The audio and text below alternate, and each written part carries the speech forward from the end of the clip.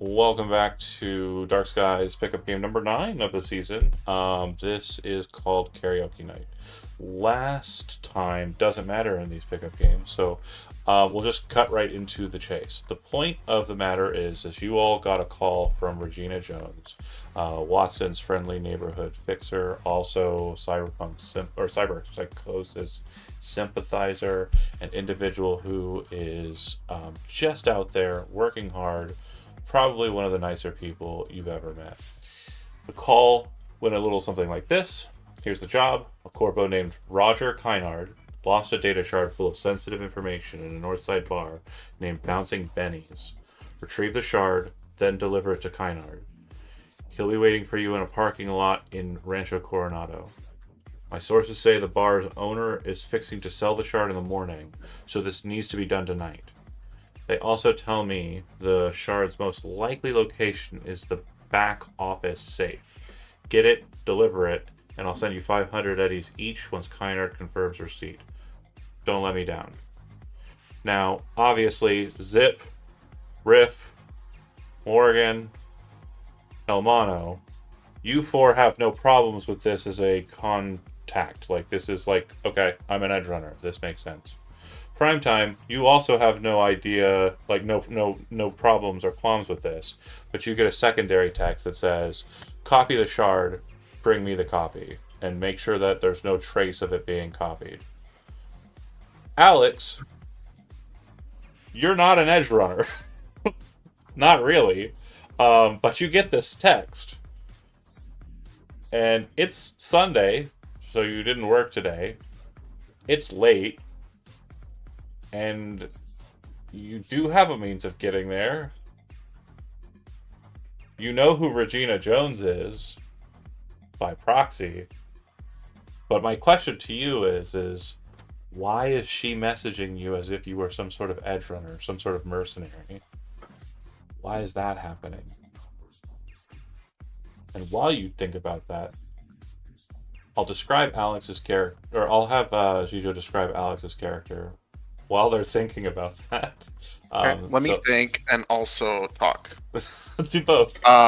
So Alex is kind of a petite woman with a kind of like hair, kind of brown bob. She doesn't have a lot of very visible cyberware. If you kind of look carefully, you might be able to tell that she has at least one cyber eye. Her kind of makeup and clothes and accessories are expensive looking and a little bit corpo coded, but not quite, not exactly. You might have seen her on a feed somewhere, probably standing several bodies behind or away from Paralysis, the mayor of Night City. Very rarely, very uncommonly. She is uh, kind of uh, a bureaucrat and Politician. uh, she's a politician, but in a bureaucratic role. Not she's not really front and center. Um, she, is not looking very edge runnery at all. Now, despite that, obviously Mhm. there is a mentality of trying to kind of engage with these individuals known as fixers to try and Right. kind of ingratiate yourself amongst them. You have learned since your last gig that the security staffers that were hired to you were imposters, presumably corporate spies.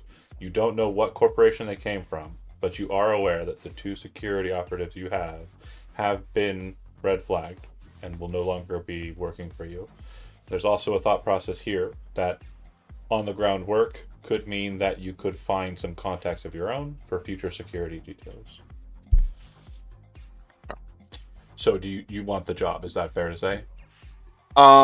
Yeah, and so just to be clear, there's currently no contact, um no connection, no clear connection to Letty. to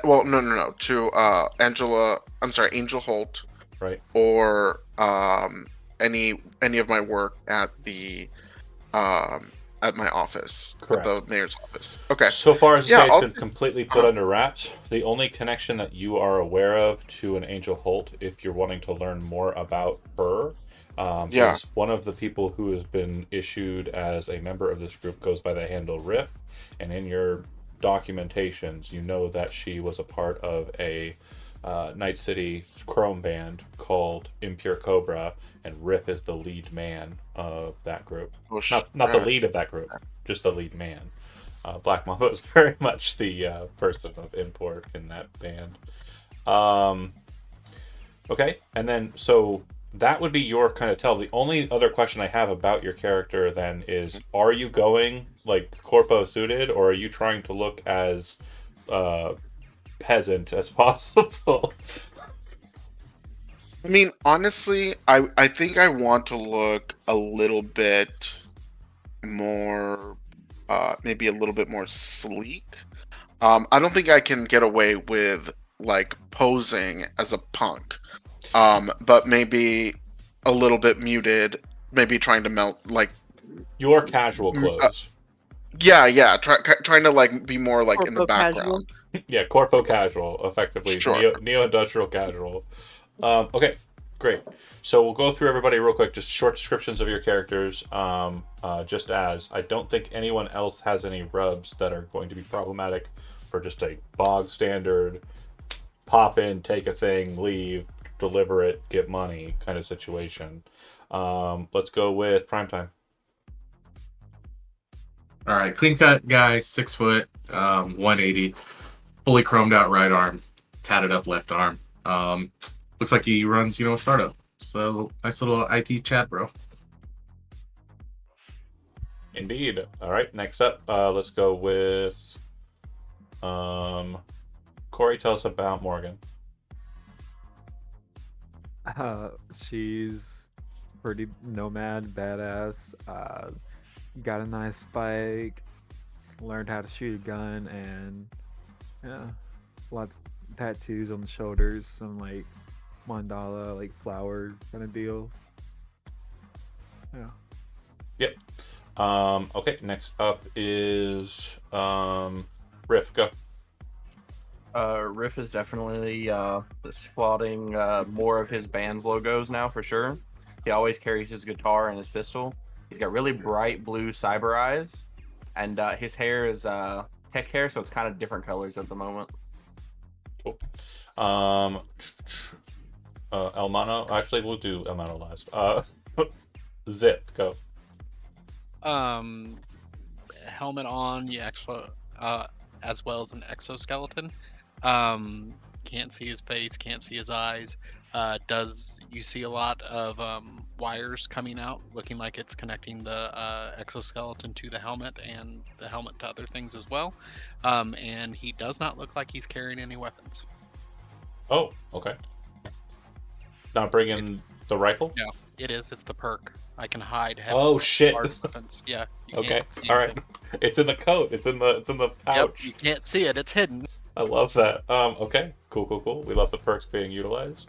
And last but not least, fan favorite, I suppose. El Mano. Go ahead. So El Mano is at least 7 feet. Just big guy, muscles, tattoos everywhere. Like, they're not the greatest quality. It kind of looks like he let a whole kindergarten class draw on him with Sharpies a little bit. Wears like tank top, kind of like basketball running shorts, and always has these little water floaties, little water wings on, because you can never be too safe in Night City. Also luchador mask. Currently he's a little twitchy right now. He's a little like just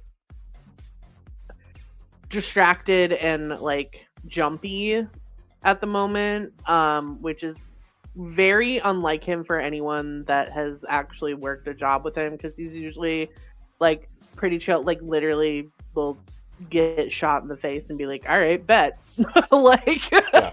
and just go like hand to hand with people. But And to comment to the but- chat, that is not at all what's causing the twitchiness. Someone said getting shot point blank in the face will do that.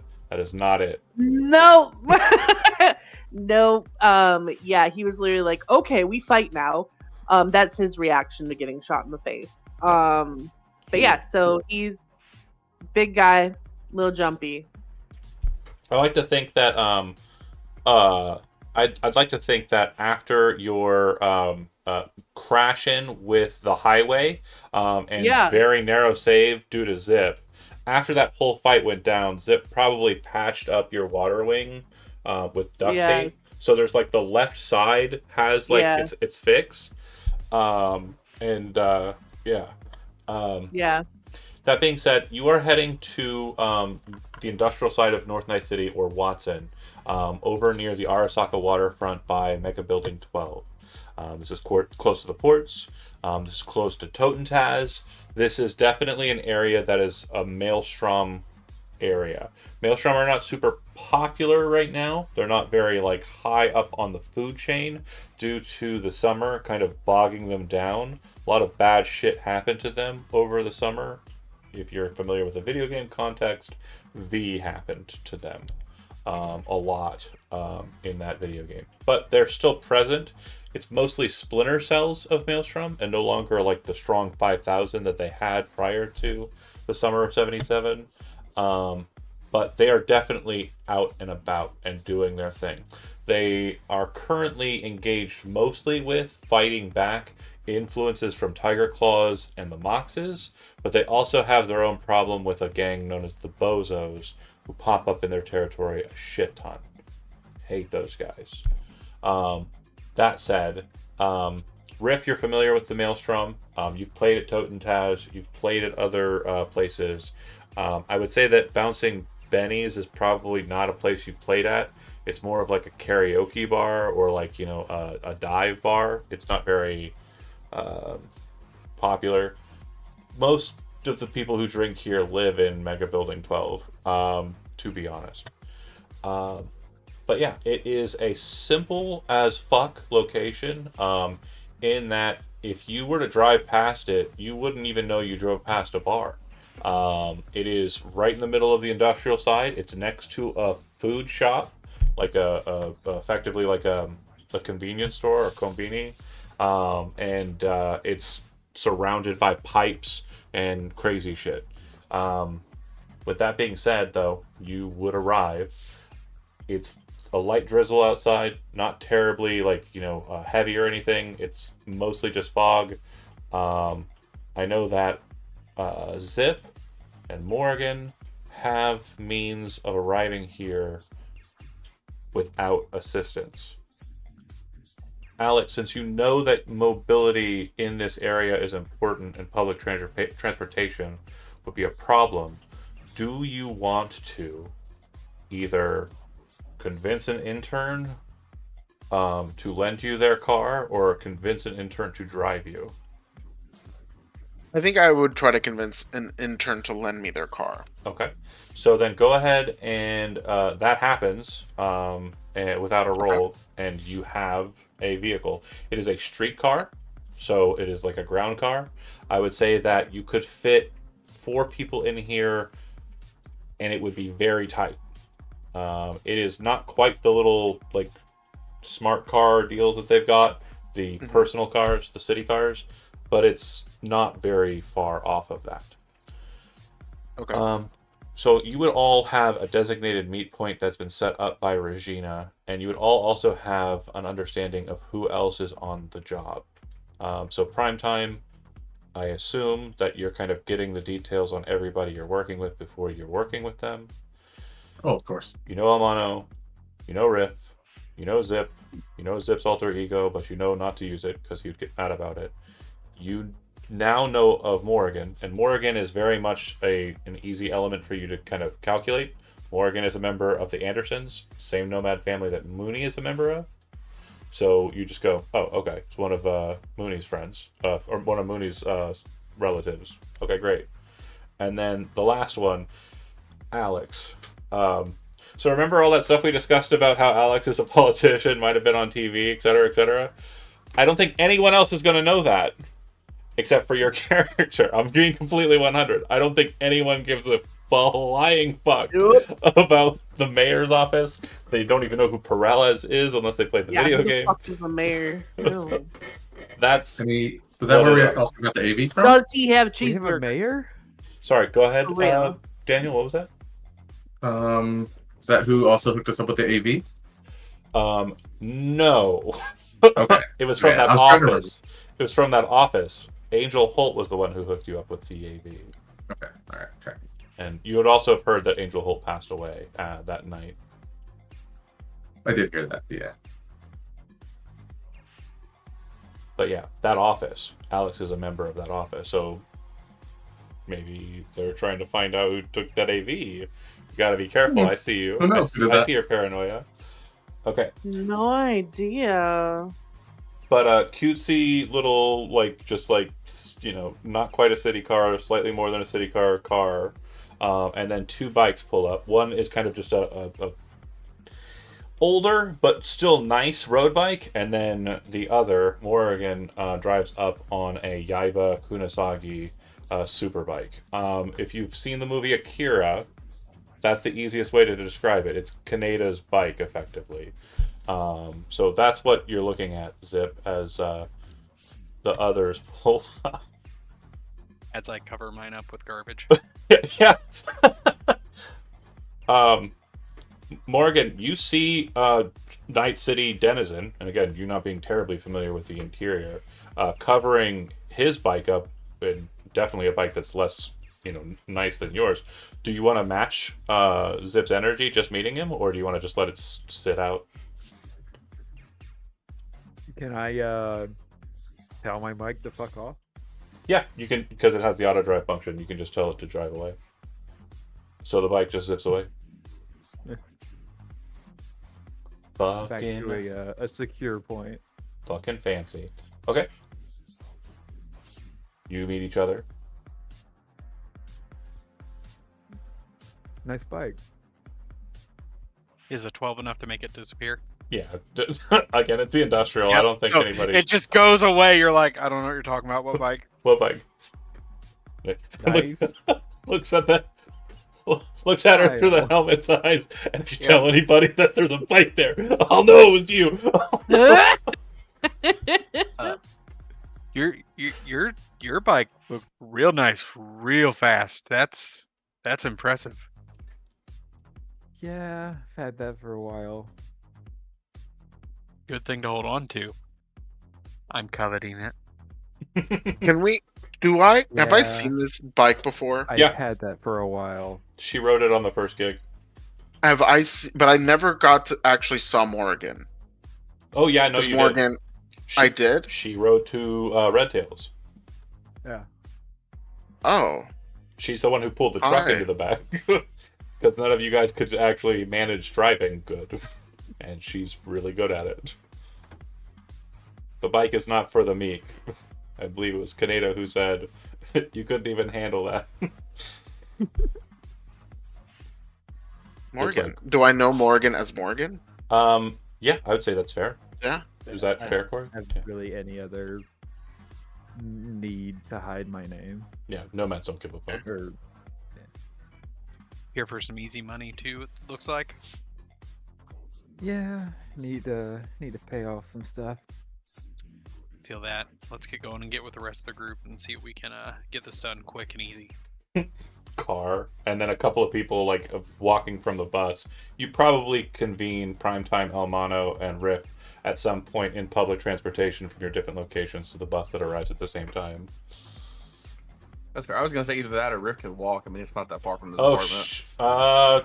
Yeah, it's not. But the main thing is you're walking through the industrial zone, and yeah, That's fair. That's fair. probably easier just to get a bus from Trauma and then meet everybody there. That works. You're standing outside looking like a bunch of tourists. Hey, Riff, that video came out pretty good. It did. It did. It was pretty great. Yeah, I'm I'll sorry walk about in how and get a everything else drink. ended that night. Yeah, gotta focus on the positives. Like that sick video. Yep. Hey, Riff. Yeah. Do my eyes look good? If we look at Elmano's eyes. They look like Elmano's eyes. Stare deep into their Yeah, you know what? I think they look pretty great, Elmano. I think so too, Oh, big wait. guy. I'm gonna pat him on the shoulder if I can reach up there. Yeah. Are we with the whole group now? Yeah. Oh, he's gonna keep looking over at Primetime, and just like he's like trying to like do math in his head. It looks like, and he's not good at that. Just Primetime feels uncomfortable. That makes the most sense. I feel like Alex think he's gonna eat looks me. a little bit like a civilian and is like standing around with these kind of like, Edge runners. roided out punks. And is like, Edge runners. so edge runners. Is that what I said? What did I say? You said a lot of things, Yeah. but they all meant Roided edge out runners. Yeah. Oh, okay. It's weird. And how then- all of the things you said just meant the same thing. So who's taking point? I'll just walk in and get a drink. I don't do good talking. You look up to the area. You can see that there's kind of like a walk up and then like a rail, like kind of almost like a concrete porch out in front of the main doors. Standing next to the double door entrance, you would see that there is a man, probably as wide as Elmano, but probably like a good 2 feet shorter than Elmano. Arms crossed, black leather jacket on. You can see Maelstrom logos, like the cyberchrome skulls and the like. And he has like red eyes and this strange like red apparatus that goes around his face so that in the dark of night that we have here, it looks like there's a red smiley face kind of just looking out at you or looking around. No, I'll walk up to him. Okay. He looks at you and Hold on. says, go I ahead. have a question before we proceed. So, did we all meet for the first time in front of the place that we're supposed to like intervene at? Yeah. Some of us knew each other, though. I mean, there's a good amount of us that have worked together before. I've worked with Elmano and Primetime, and I think that's and Brent's character as well. Yeah, Rick. Yep. The gig is simple, and from what you're understanding, there isn't a lot of like bureaucracy in the kind of. And again, this is definitely fun because it's a change of pace for Alex. You're used to paperwork, figuring out who has the actual leadership position, all of this other stuff, and Rick's like, "Fuck it," and just starts walking towards the bar. It's like, Okay. what are you doing? We didn't agree on anything. There was no democracy. Yeah, Alex will stand back and observe as people approach. Yeah, Riff, you make your way over there, and the guy looks at you, and he's kind of stares down at you. He's kind of standing in the way of the door, and he says, "Sorry, go drink somewhere else. Come on, man, I gotta perform tonight. Bar's closed. Private party. Drink somewhere else." What do you mean perform? I'm the one performing for the private party. They didn't tell you? What's the party about? Go ahead and do me a favor and make a perception check. Okay. They don't fucking tell me that shit. 14. Does anybody want to spend luck? We have a rocker boy, so we can spend luck after the rolls are made. Yeah, I'll get one. Anybody else? I'll get one more. DV's 6 or DV's 15, so we'll go ahead and satisfy there. I'm So, sorry, as are we all making? Oh, no, just Riff. Riff walked over. If you want to, if you're looking I for would- anything in specific, I'll pause now and ask questions for the other party members. So Riff walked up. Who walked up I with would- Riff? I would follow him since I I've been would in be luck with coming him. up. Oh, I definitely follow. Okay, so we got a crew moving up. Alex said that I she's holding follow back. Primetime. Elmano stay and prime time. You very quickly realize that there's a strange bit of here. If you want to, since you're kind of towards the back, you were the last one who said you were moving up. If you want to like, hey, what is it, big guy? You got a problem, or do you want to just like ignore it and just be kind of tense the whole time? I'm gonna ignore it for now. Okay, Like, it's I said the funnier. comment, like, I think you're Isaac, fine, He's big guy. literally just And like it's like, following you like an anxious puppy, just like. Oh, "Oh." I'm assuming that you have your agent every so often. You're kind of looking at it too. Yeah, Okay, so yeah. there's definitely something weird going on. But Riff, you listen in as you're kind of like talking to this guy, and he says, "Yeah, so what's the party for?" And you can hear people inside like yelling and screaming and like being like really drunk, and it sounds like they're singing "Happy Birthday." It's a birthday party. Nods his head. Yeah, it's Nitro's birthday. We took over the bar, some booze and karaoke. I don't think anybody called out to hire anyone. Feel sorry Zip for this would do asshole a- though. Gonk's Zip not would gonna. do a little hand thing and shimmy and be like, "We're the backup dancers."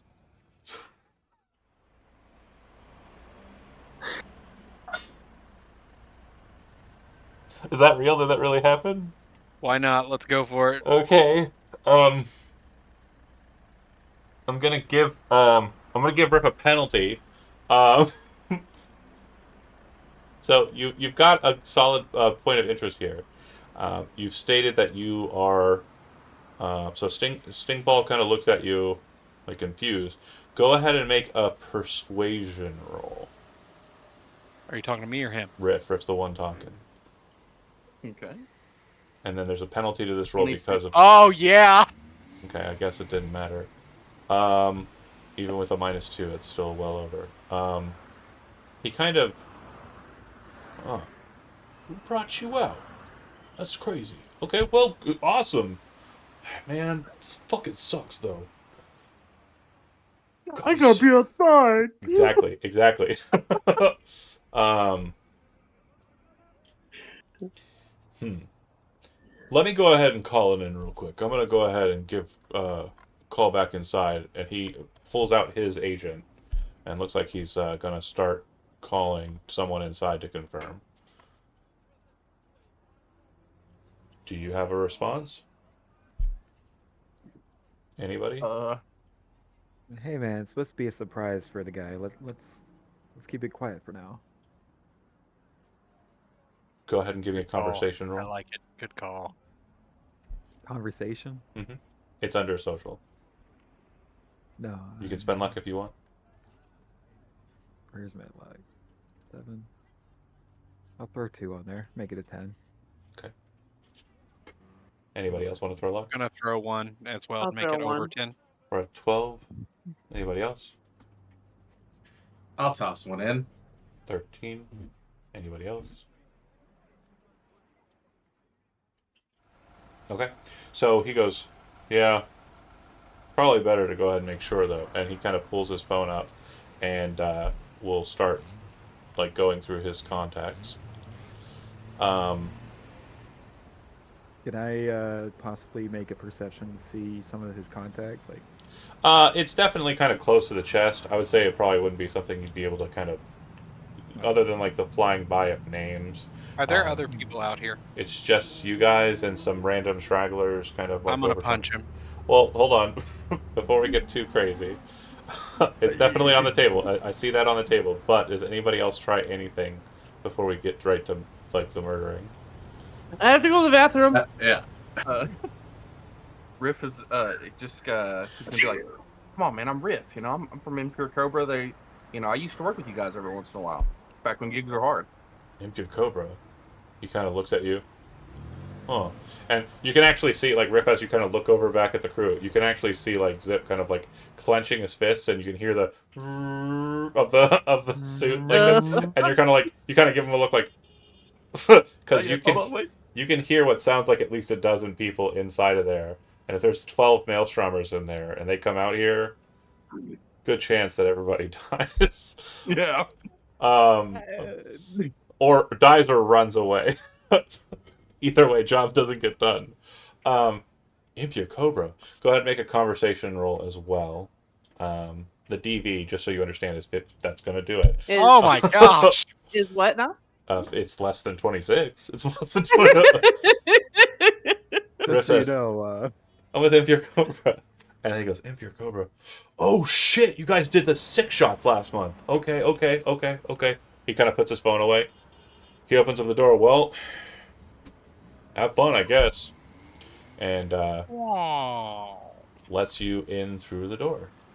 And bear with me while I set that up, because tokens did not populate like they wanted, like I wanted them to.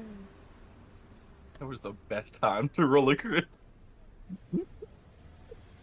Because my Um, conversation is low. I was saw really that. hoping. I was really hoping it was gonna be a persuasion check. So, Alex, I'm putting you on the map, but again, you don't have to follow in if you do not want to.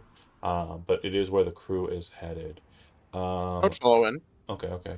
And then Riff, and She's our then manager. Zip, and then who am I missing? Morgan. All right.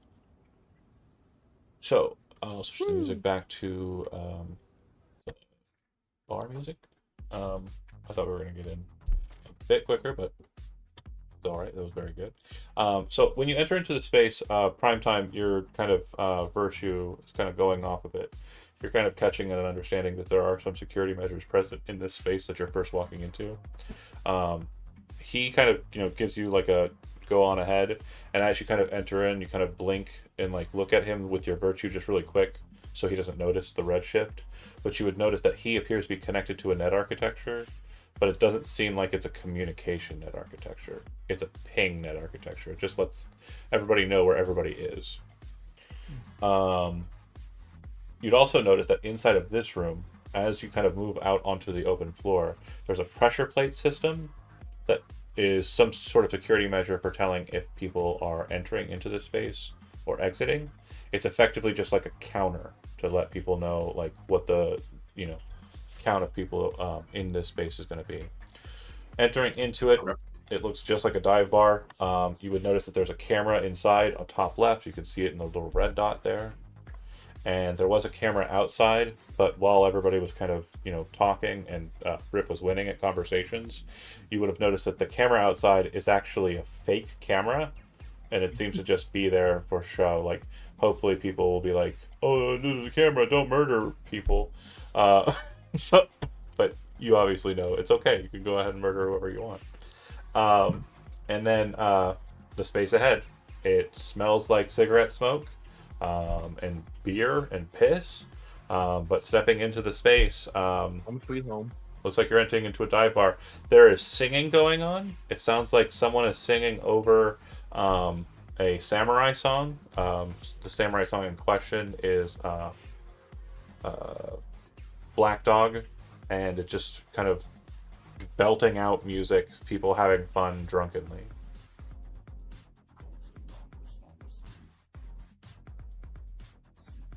Well, I got us in. Yeah, I was just waiting for it to follow you in. Let's go. And yeah, his Yeah. token is out here. I just want to make sure you're clear. His token is here, but he is not there. He is outside. I have him here just in case things happen. So you said the camera, is it the camera right here in this room? Yeah, top that you said left. was fake? Okay. This is a real one. The one outside is fake. This one's real. Okay. Yes. I'll look at what was his name? Prime time. Primetime, and it's like, hey, glance up there.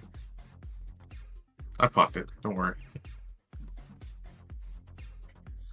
Griff, you walk in like you own the place. Yeah. Guitar case on your back. I got a guitar out at this point. Oh, you're pulling it out? Okay, cool. Yeah, yep. So you would I guess, see that in the center of the room, kind of where a dance floor setup is, there are a couple of tables with benches, more kind of like booth setups that have been dragged out onto the dance floor. You'd see that there are a bunch of red eyes that are turning to look at you. And when I say a bunch, I don't mean like two per person. It seems like several of them have multi-eye optical units that are very common amongst the Maelstrom. And standing on top of a table, holding a microphone in her hand, is a very small and very thin-looking individual who appears to be a Maelstrom ganger. She has cyber arms with gorilla arm or with monowire attachments. It looks like her entire body is this very strange state of in between and like it looks like there's a body there, like a physical human person, but it looks like there's so much chrome in it, you can't tell where flesh begins and metal ends. And she's looking at you the most. The rest of her crew is also kind of looking at you, and you can hear some weapons, like, you know, the hammers being cocked, and all of this kind of like motion is happening. The music's still playing, but there's now no lyrics being sung because she was the one singing. Gotcha. Yeah, whenever Riff walks in with this guitar, he goes, "I'm the surprise for the birthday. Let's She go!" goes, And just "Holy shit, you got fucking Rip from Impure Cobra! You guys are the fucking best!" And she looks at everybody and she starts like jumping down, and she's like, "Oh my god, is Black Mamba here?" And then she sees like the people behind you who are a bunch of fucking losers. And she's like, "Oh, yeah, well, awesome. You're gonna play for us?" We got rid. Yeah. Okay. Let's see. So you would note that she kind of stops for a second and she says, "It's my birthday, so I'm feeling generous. Happy birthday. You're fine, but I don't know these fucking assholes. You got one chance to tell me why I shouldn't flatten your asses for interrupting my song." She's talking to me or them. She's talking to your friends. I heard something about a duet. Do you really say that? Sure. I'll whisper it to Riv. Okay. She kind of, "Who the fuck are you?" Partial security. Kind of a ride. If you want to, at any time, Riff, just like change the atmosphere, there are ways you can go for it. I think you understand how that works. If you'd like to just kind of take the scene. But if you want to let the others talk for you, then, or talk for themselves, rather. Yeah, yeah, I mean, they seem to be, I mean, I know El Mono for sure would pass the security. Like, Yeah. and, you know, I mean, both. I work these AV. people, like, yeah, Like, there's my have lights you and not tech seen guy, this you know? recent music video? Like, who do you think was behind the scenes? That's awesome. Do me a favor too, as you kind of like mention that. Do me a favor and just, I'm assuming, again, just because we set a precedent, when you first meet a person, you're trying to figure out who they are, right? That's a fair assessment. So, like, you know, the virtue's kind of hitting, you're running NCPD, you're checking to see who this person is. Give me a library search real quick.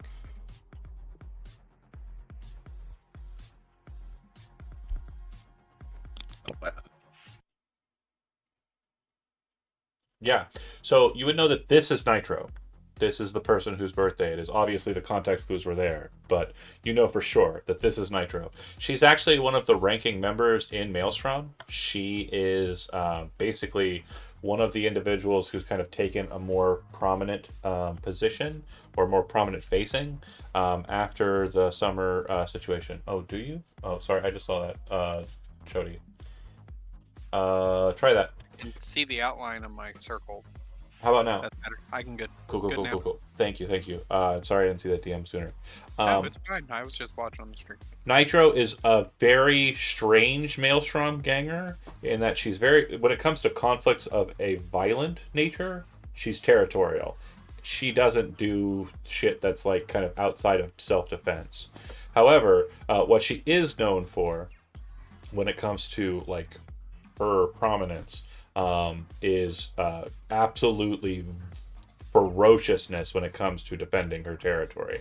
The reason why she seems to have gotten an inkling of power in the kind of power vacuum that has existed because of the Maelstrom problems is that she seems to have a number of requests or like notes of murder in the NCPD catalog. Like, she's wanted for several acts, but it seems like she's basically been murdering Moxes and Tiger Claws, like by the dozens on a weekly basis. Okay. But she says, Okay, so you got a film crew.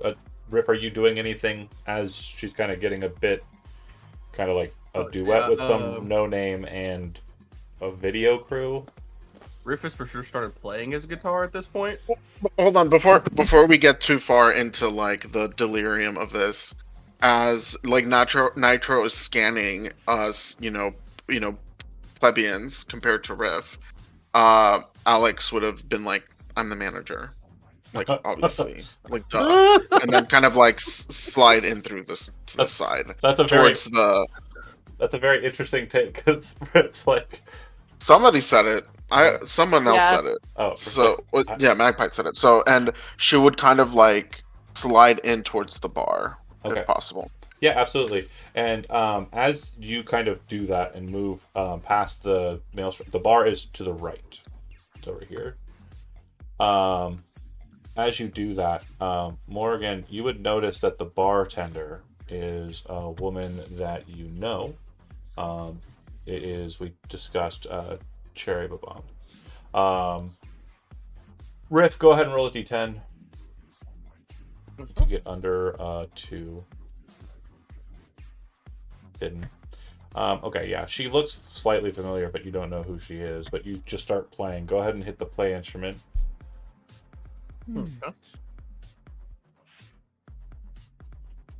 Yeah, fucking shit. So, if you want to describe it narratively, or I can, but how do you go about it?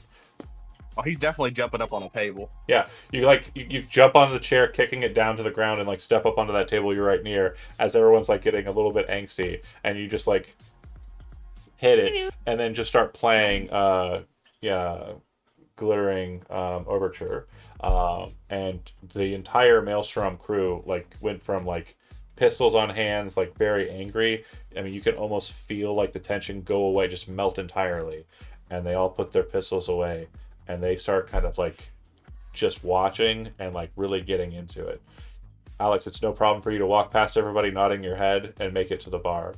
When you get there, you would notice that the Maelstromers are very easy to recognize. Holy shit. Yeah. This lady does not appear to be one, and nor does this guy. In your prelude documents, you would have been told that Benny Jez, the owner of this establishment, looks like this, and that's what that guy looks like. So your presumption is that is one and the same. I guess I'll follow but- Alex over to the bar. Okay. Is it short for Benny Gesserit? Yeah. He is a Benny Gesserit, yes. The sacrilege in that sentence. But yeah, you go to the bar. You're playing the instrument. You start kind of partying with them. Riff, prime time. You could be recording. You could also just be like, looking like you're recording. But if you want to engage in anything else, what are you doing while the partying starts happening? Riff is definitely locked in. He is with his people. He is going to be entertaining, barding, if you will. I'm gonna look like, make sure acoustics are good, which obviously they are. Yeah. Performing great. But looking around, looking at like access points, cameras, then the like. Okay. So looking at more physical access points, you would notice that this fucking asshole seems to be standing in front of the back area, and your assumption is that the back is behind him and around the back. That is where the shard is probably at. Since he is selling it in the morning, there's no doubt that he's probably trying to be very protective of it. If you kind of maneuver around Riff, kind of looking like you're looking at him, trying to get a sight line behind him, you'll see that there's a back door that you presume goes in through like a hallway access point in between this place and the food place. There is a bathroom here that's open, and it looks like it's already covered with vomit and shit. There might be some way of kind of breaking through that space through like an air duct or something into a higher kind of area, but you're not for certain unless you go check it out. As that's happening, Elmano, Rip is definitely getting it, as the kids would say.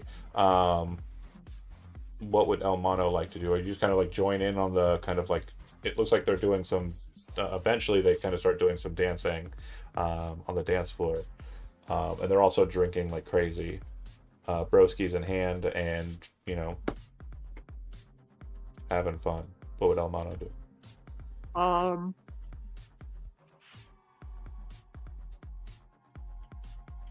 He just looks very tense.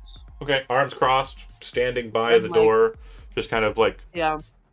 the music is kind of good, but it's not. It's no pop. It's not like it's not very happy. Glittering Overture, I assume, is like a power ballad, based on it's like a party ballad, like some kind of. It's almost like Limp Bizkitian kind of like that era of like rock, like Korn, like that crazy shit. Yeah. Why are you yikesing? Some of us grew up on that. I know. I'm trying not to react. It's fine. It's good music. And like he just keeps like reaching up and messing with his like mask every Yeah. now and then. Just like More than fair. And then Zip, what would you like to do? He came over to the table and sat down and trying to blend in as much as possible while also keeping an eye on the group to see if they're Okay. moving towards the You would target. see that there is this kind of strange entryway here. This might go to some sort of back room or storage area. And the door appears to be open at current, but you're not sure what it is. I would On closer Meander. inspection, you realize it's a service elevator. I would text the group or send a message to the group without yelling it out and saying, hey, it looks like there's a service elevator in the back. Might go down below. the second I get the notification, I'm like, oh! Okay. Oh god, that was close. Holy shit. Holy shit. I thought it was done. He's just like, oh. To answer your question, Corey, from the DM, you had no idea she was a bartender. Okay. Yeah, this is definitely like a fancy to see Oh. you here kind of situation. This is a girl is like a rocker and a nomad, and she is currently a bartender. Dreams of the city, man. You think you're gonna make it big, sometimes you end up, not doing that. You can actually see her like watching Riff on the table. Like she doesn't even notice you until you say something to her. Like watching Riff, like with a bit of like you can tell like you were in a relationship with her, so you can tell that she's definitely got a look of like fuck this guy kind of situation. All right, I'll look over and like, hey, Jerry, Oh holy shit, Morgan, what are you doing here? work. All the way out from the Badlands, huh? About fucking time. Yeah, I'm here and there for now. Okay. So, But yeah, what would you like to drink? Mostly just Wow. broskies right now. you got a shot. Yeah. She'll pull out a bottle of tequila, and the second like it comes out, you can see like three Maelstrom guys. These ones specifically kind of wander over. Hey, Oh god. kind of hey. Line up some glasses. Yeah, they kind of come over, and she's like, "It's like go ahead, measure it up." And they get next to you, and she will pull out extra glasses. Like after looking over at Benny, and Benny's like, "Yeah, just fucking do it." It does look like the manager of the place is annoyed at their presence, Okay. and the four glasses are filled. The guy next to you kind of turns and looks at you, kind of gives you like a look with his like bright glowing red eyes. So there's really no idea whether or not he was just looking at you if he wanted to kill you or if he was trying to be flirtatious. Maelstrom It's have no Maelstrom. chill. And they all look at Same you thing, honestly. yeah, fair. With There's like Maelstrom. there's like a camaraderie though when they see you have like the shot, and they will all like drink at the same time as you. And then say, "To fucking Nitro!" And Nitro kind of looks over, like, sees the situation, and you see her pull her Unity pistol and point it at them and say, "Shut the fuck up! I'm listening to Rip!" I need to quiet down. I'm super loud. I have two questions. Shoot. Question one, can I clock something juicy between the bartender and the nomad? Well, as a baseline, you know that they know each other. Go ahead and make Okay. human perception, though. Okay. And so while I'm doing that, I also want to pay for the first round. You throw the Yetis under the table. Yeah. You see, First round's on me. you see one of the Maelstrom guys kind of look over at you, and then you can tell, like, the telltale sign of, like, texting in his eyes, even though his eyes are weird. And then you would see that this person here kind of waves their hand like no. Can we rob them? Ah. No. And Primetime, again, that virtue that I mentioned, it does look like they're all connected. They all positionally know where each other are. You would have noticed that there was like a bit of a flare in between the lines between those two when that kind of look and gesture happened. Like they sent each other a text. Okay. While everyone's at the bar is when I want to actually start like trying to check out the net architecture within here for security and everything. Okay. So that way I can be facing away so they don't obviously see my eyes are just glowing red. You'll notice that the Maelstrom have their own net architecture, and the person who waved their fingers away, this person, seems to have been the one, or seems to be where the hub is. This is like the person who has established the neta and is actually like the one who's keeping it connected. Then there's a second net architecture that seems to be connected to the camera, and you think that it goes into the back room. And unfortunately, the net architecture there is not one you can hack into remotely. You need to find a direct access point, so it needs to be like within sightline in your range. So since you don't know where it is precisely, you can't log into that one. You could hack the camera, but you can't hack the net architecture. Well, that's what I was wondering, is like if I hack the camera, well, I mean, I could try it and see if it connects to anything else, right? Yeah, absolutely. I'll go for that. Okay, so it doesn't require any roll whatsoever because there's no camera security on this. There's no lockout. You take control of the camera with ease. There's no roll necessary. You would see that there is a path connected to it, and it seems to be going towards the back room. You can definitely follow that if you want to with Pathfinder, but it is kind of dodgy because you don't know what you're kind of breaching into. You're pretty sure a secure connection, like with your remote link, is going to be the best way to do it. But you can try it if you want to be risky. Yeah, why not? Okay. So then go ahead and there's no password, but you realize that there is an alarm structure. So to bypass that, I need to get to my net architecture. Hold on.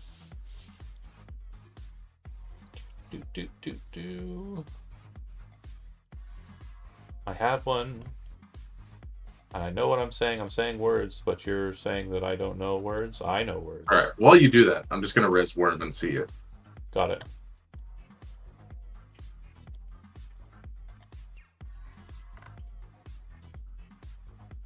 Okay. So for the first point or first level of the space, after the Pathfinder from the camera into the architecture proper, you will be engaging with a Hellhound direct. So that is the immediate layer.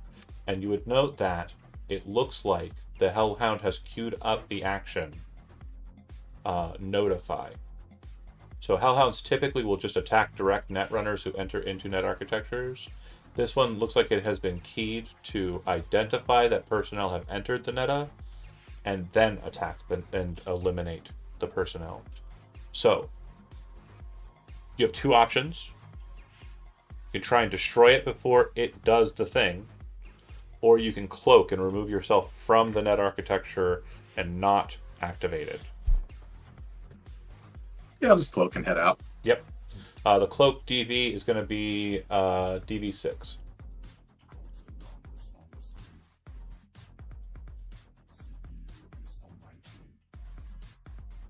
Yeah, more than.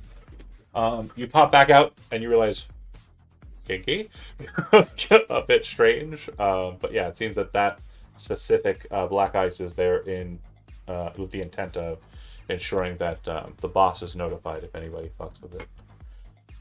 Okay. All right. So yeah, you're aware that there's a back door to the facility, and then you kind of looked into the bathrooms a bit. It does look like there's some sort of ventilation something here. Okay. Zip, you kind of look over at that service elevator. It looks like it goes down. It doesn't look like it goes up or anything. So where it goes... Yeah, I figured that it looked like a one-story building from the outside, so I got that. Yep. I let everyone know that in the original text. So Okay. saying, hey, it looks like there's a service elevator, probably goes down. And cycling back to Alex, with a 13, there's definitely something between these two. You cannot at all figure what it would be, but you can tell that it seems that Morrigan entered the conversation amicably, and Cherry is kind of a bitch. Best way to say it. Okay. The partying will continue on. Again, Riff, you are locked in, right? There's no change. You are Oh definitely yeah, here. no, I am distracting the maelstromers so that they don't murder my party. So You are giving Nitro the best party of her fucking life. If she wants to change that fact, it'll be the last party of her fucking life. yeah, like Okay. Out of curiosity, how far away am I from Nitro? Is that her right here? Yeah, this one here. Mhm. Okay.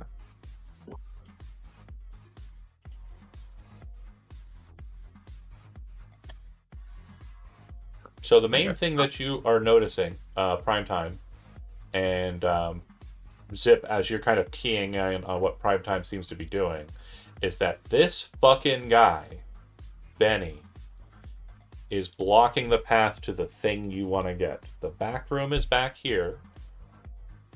There seems to be an access point to the outside there, but you need to get past him or go around him outside and then through the back, sneaking to the door and then going into the back room. These are the options, or there might be another method of egress through the bathrooms. Yeah, I'm gonna take a piss and look around. But you need to get him out of the way if you want. Yeah, go on, do that. But you would need to get him out of the way if you were to get past that point. I'm gonna follow Primetime? Primetime into the bathroom. You two kind of like take your place at your, individual stalls. If you engage in That's the hot. deed, Elmano, you kind of tower over the divide, so you can kind of look down at Primetime still. If you want to maintain the creepy watching Primetime. Yeah. How's it hanging, big guy? A little bit to the left. Got it. I got an email. Okay. I mean, that's pretty common. What's wrong with that? I think my head's gonna blow up. Which one are we talking about here? Because we're in the freaking out, bathroom. man. I'm freaking out, man. You finish up. My eyeballs have been hacked. I don't know what to do. Primetime strikes me as the guy that's going to wash his hands. El Mono strikes me as the guy that doesn't. So Primetime finishes. You both finish, and he walks over and washes his hands. And El Mono, you've got your phone and you're showing him the email. Is that Yeah. right? Yeah. So what is very interesting about this email to you, Primetime, is it is a very common spam email that is sent across Night City. And very, very stupid people will actually go through with the process. There are no links. There are no methods for you to pay. The thing that happens here is it's to a listing of people. if you reply to this, there are blind carbon copies that will capture your metadata and basically exploit that with identity theft. What you notice about this specific email, though, just looking at it, is it was sent exactly when you finished the job. Or rather, right exactly when you heard about the cyber psycho in the 1 gig. Hold on, my brain is working. The cyber psycho who was defeated by the crew on pickup 8 or pickup 7. That's when it was sent in. So that's what El Mano is now kind of like seeing. This email was sent during the fight with the cyber psycho. Have you done anything with this yet? Have you told anyone? Have you clicked anything? No. When was the last time you were on the net, big guy? But they're gonna blow up my abuela. When was the last time your abuela was on the net? I don't know. But they can see through my eyes, man. I think your eyes look all right. I'll look into it a little bit deeper, but I really don't think you have anything to worry about. If you jack into the phone, you can pull the file without any risk of or harm to you. It's very common shit, and take and isolate that into like a malware protection spot, and then hand the phone back to El Mano with it never having happened and that line being blocked. I'll do that. Oh, thanks, man. And yeah, I owe you one. the normal pop-ups that you would get on your kind of ISO would like kind of key you into like, okay, this is pretty standard. But there's one that kind of makes you kind of look at it and go, wait, what the fuck? And you would see that it's this strange kind of icon in the kind of code that seems to be the face of a red like worm symbol with a scav mask behind it flashing. Okay. Well, it's not a colorful G, so. It's not a colorful G. We don't like that one either, though. Okay. It took my eyes from me for a minute. El Mano is tall enough that he almost bashes his head, but a little bit of clearance on a ventilation shaft. It goes into this structure here, which appears to be like air and cooling kind of regulation for the whole building. And it seems that it, as you kind of like pop open the metal door, which is almost like a locker door, kind of, inside there's a ladder that goes up to a roof access. Okay. All right, That's not I'll send that out. following that I'll thing. text that out. Okay. You all get a text that says there's access to the roof inside the bathroom. And then you guys step out. Yeah. And then one follow-up one about the potential access door from the outside, and that we might need to either get that guy out of the way, or we need to maybe work our way outside. You go out you could go out for a number of reasons. Cigarettes are obviously being smoked in here, but a breath of fresh air, you can't get inside. Alex, Morgan at the bar. Morgan, it seems like she kind of locked back in on Rip, as Rip has kind of moved from that table for sure, and has probably gotten kind of closer to the group. Oh yeah. And Nitro's kind of sitting across the table from you, kind of like fangirling hard as hell.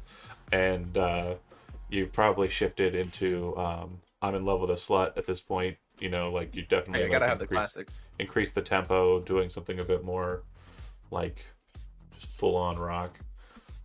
Everybody else is currently focused in on this bottle of tequila, except for these two and this guy.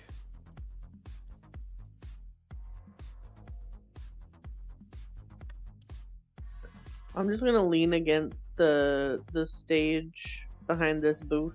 Yeah. Nobody messes with you. Zip, are you going to the access elevator and trying to utilize it? I want to go look at it. Like, Yeah. I'm curious. So, you would immediately have kind of like a bit of a panic attack. As you kind of look inside of the space, you realize the service elevator is very reminiscent of the service elevators that were present in the Militech building where you grew up. And you would also notice that the Militech logos are present here. This appears to be a secure site. So this goes down to something. The elevator is not functional. They start breathing heavy and kind of stumbling backwards, getting away from it.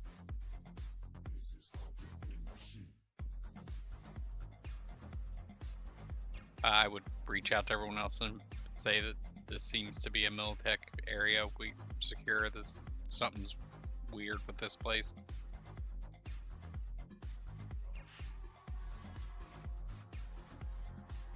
Goals to get past Benny. How we doing it?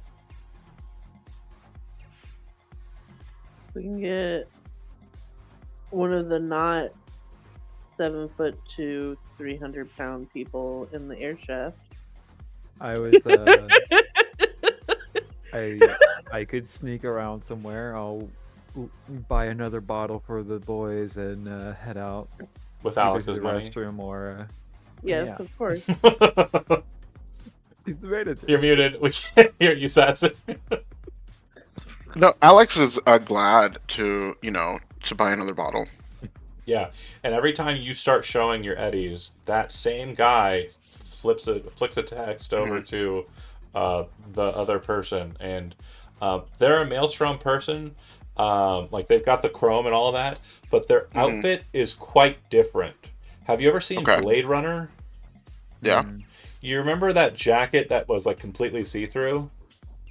Yeah. That and like a bright purple thong is all that guy is wearing, and their plastic coat has like a bunch of like pink. The fur. It starts with an A. I can't remember the name of it. It's like a Angora. Angora. Yeah, it's like pink Angora, like a trim on this plastic see-through jacket.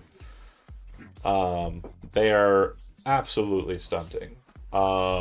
But yeah, they seem to be the person that everyone's like flicking requests for, and you presume the person who's kind of leading the party. Do they look drunk? A lot of them look drunk, but it's really hard to tell because a lot of the kind of key indicators for drunkenness are not Their easy to humanity see. is so Yeah. They limited. definitely Okay. are screaming and yelling a lot, and every so often, like Nitro kind of gets pissed. At one point, she'll walk over, and the guy who keeps on flicking, text over to the boss, she just grabs his head and like lifts him up and then throws him like over this way, like slamming into the wall partition or the stairs there, and says, "Shut the fuck up! Like, it's my birthday!" And then when she kind of like gets mad and does that riff still continue playing, this other girl will kind of walk over and like sit with Nitro, and the two will kind of just stay with Rip. In between music, like they talk to you, and she brought over a couple of broskies and puts one out in front of you, Rip. Yeah. Rip will drink it. Yeah. I'm gonna grab a smoke. Okay. You step outside. Guy says, "Where are you going?" As you kind of come out. Oh, I need some fresh air while I smoke real quick. Yeah, I've dragged it to the wrong spot. it's okay. So outside, you go outside and walk around the building, smoking a cigarette. Do you make your way around to the back? Yep. Okay. You find an access door. The access door looks like it is open and kind of leads into a space where the roof looks like it's been torn off. Like this hallway should have been, like, there should be a roof. There's tile flooring. And what you'll notice, too, is that just near there is a really nice motorcycle. It looks like it's pink and red. What's it called? Brennan Apollo. So very nice motorcycle. Definitely something that would be like, kind of like a dream to have if you were out in like the Badlands or what have you. And it does look like there is, as you're kind of looking, another camera that you can try and remote into if you'd like to. Yes, please. This one does appear to have an alert system as well. This will require a DV8 interface to crack into without sending alerts. Is it? Oh, no, sorry, drawing a blank real quick. It is password, so yeah, worm will Yeah. count. Okay, so res worm. Okay. Cool. I accidentally scroll down on my page. 1 second. No worries, no worries.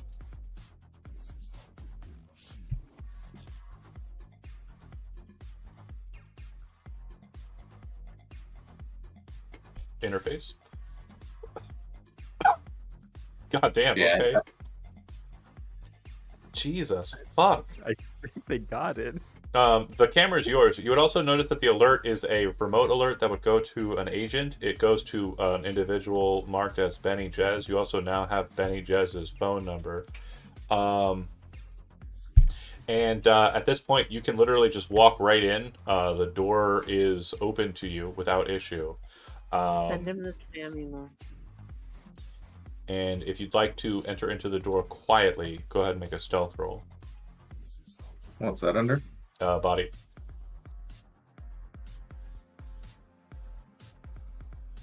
Is he trying to enter into this space? Yeah, he's coming through the back door. There's like a door over here. It's hard to see. Through the dark. Can I try to bring the guys that are in that line of sight over more this way? Are you trying to make a Can I- distraction? Yeah, pretty much. I'll bring the bottle over to, I guess, this table. Alex, are you trying to help that?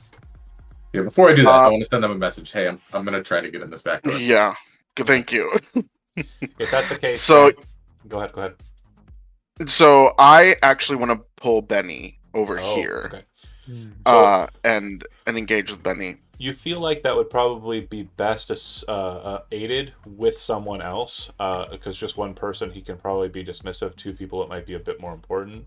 And since you've been both kind of pushing the currency into his till, he's more likely to talk to you. So if you and Morrigan go that route and kind of move towards Benny and say, "Can we talk to you for a second?" Yeah. You will have that conversation just as you see Primetime kind of piercing the back door, and kind of making his way into the back area. Stealth check from you, Primetime. A conversation check from you, Alex, as the point of interest. And then Morgan is helping, so +2 to the roll. It's not really needed because somebody fucking can't stop rolling 10s. Everybody rolled 1 so Daniel could fly. I'm rolling a conversation. Yeah. And you have +2. It's not. I don't have a grade to it. Not too bad. Oh, Actually. 16. So, you start chatting him up. Again, the subject matter, if you'd like to go ahead and go over that, is fine. Yeah. So, I mean, basically, I would, ask about maybe renting the place out for, Oh, yeah, we could do that. We could do that for sure. I would have to get back to my back room and as memorial. And you say that as he kind of like focuses back in, and it's like in that moment that you are looking like down that way, and you see him like start to turn his head towards the back room. Primetime's like a shadow just into the back room. You enter into this space. I'll leave the door open, but it's closed. And inside you see a desk, tablet on the desk, chair, very nice looking chair, lockers kind of present on the wall here. It looks like there is a small safe structure on the side area there. And it looks like it has a digital lock. If you would like to crack it, you can. There's a couple methods for you to give that a go. You can either attempt to bypass it with a... Well, actually, it's a pretty hard keypad lock. I apologize. The DV to break it with an electronic security check would be DV21. It can't be quick-tacked. It could be broken with explosives. It does look like it's a combination lock, so it has like a series of numbers that would be kind of key to that. Otherwise, you can attempt to pick lock physically, like manually without a key. And you can also attempt to see what you know about this specific kind of safe with either concentration, deduction, or education. A lot of different options here. Yeah, I'll try to see what I know about the safe first. Okay. Go ahead and make either concentration, deduction, or education.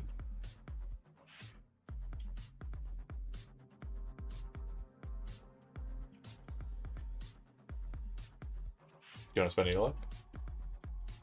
21 was the DV for the lock, or for the other lock parts.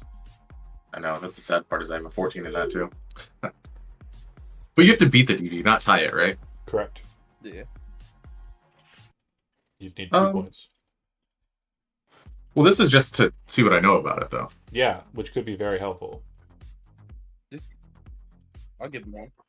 Okay, you got one from Riff, so that means you just have to spend I one. can give one. I'll burn. Okay, you got two. You got one from Alex, you got one from Riff. So that'll do it. You would know that this specific type of safe, it is known for a security flaw. You remember, studying this up, and you actually remember the sequence that needs to be entered into it within 3 seconds to pop it. It's 2288464622. One more again? You don't need to know it because your character does, and you immediately punch it in. The safe opens. Inside the safe, you see 200 eddies in cash, a what appears to be broken but antique Nova Arms Westwood, which is like a gimmick revolver from the 2040s, and then the data shard. How big is that weapon? It's a pistol, so it's like, think of like a Colt single action, about the same size as that. I mean, I'll just snatch it all. Okay. And then I guess peek out the door. There's another door in this space, but if you want to head out, you can. Nah, I'll head out. Okay. Yeah, very quickly and easily, because it's distracted, make it to the back door and can get out. Text message, I've got the chip, let's go. Or what do you want to say? No, first, as soon as I walk out, I want to make 2 copies of the data shard. Oh, okay. So you go around the way and you kind of lock in. So go ahead and make an interface roll. The DV to do so on this is going to be a DV10. Okay, 1 second.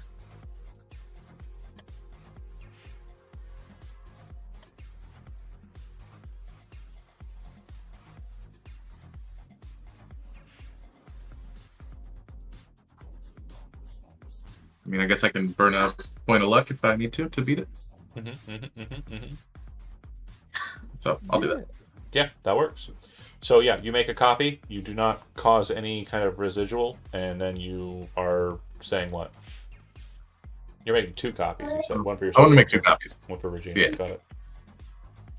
And then once I have that, I'll say, hey, I got the shard. If we can get out if we need to. I'll call my bike back out front. And how far away was the meetup? It's in Rancho Coronado, which is quite a ways away. I'll text back prime time, like I can run the shard out.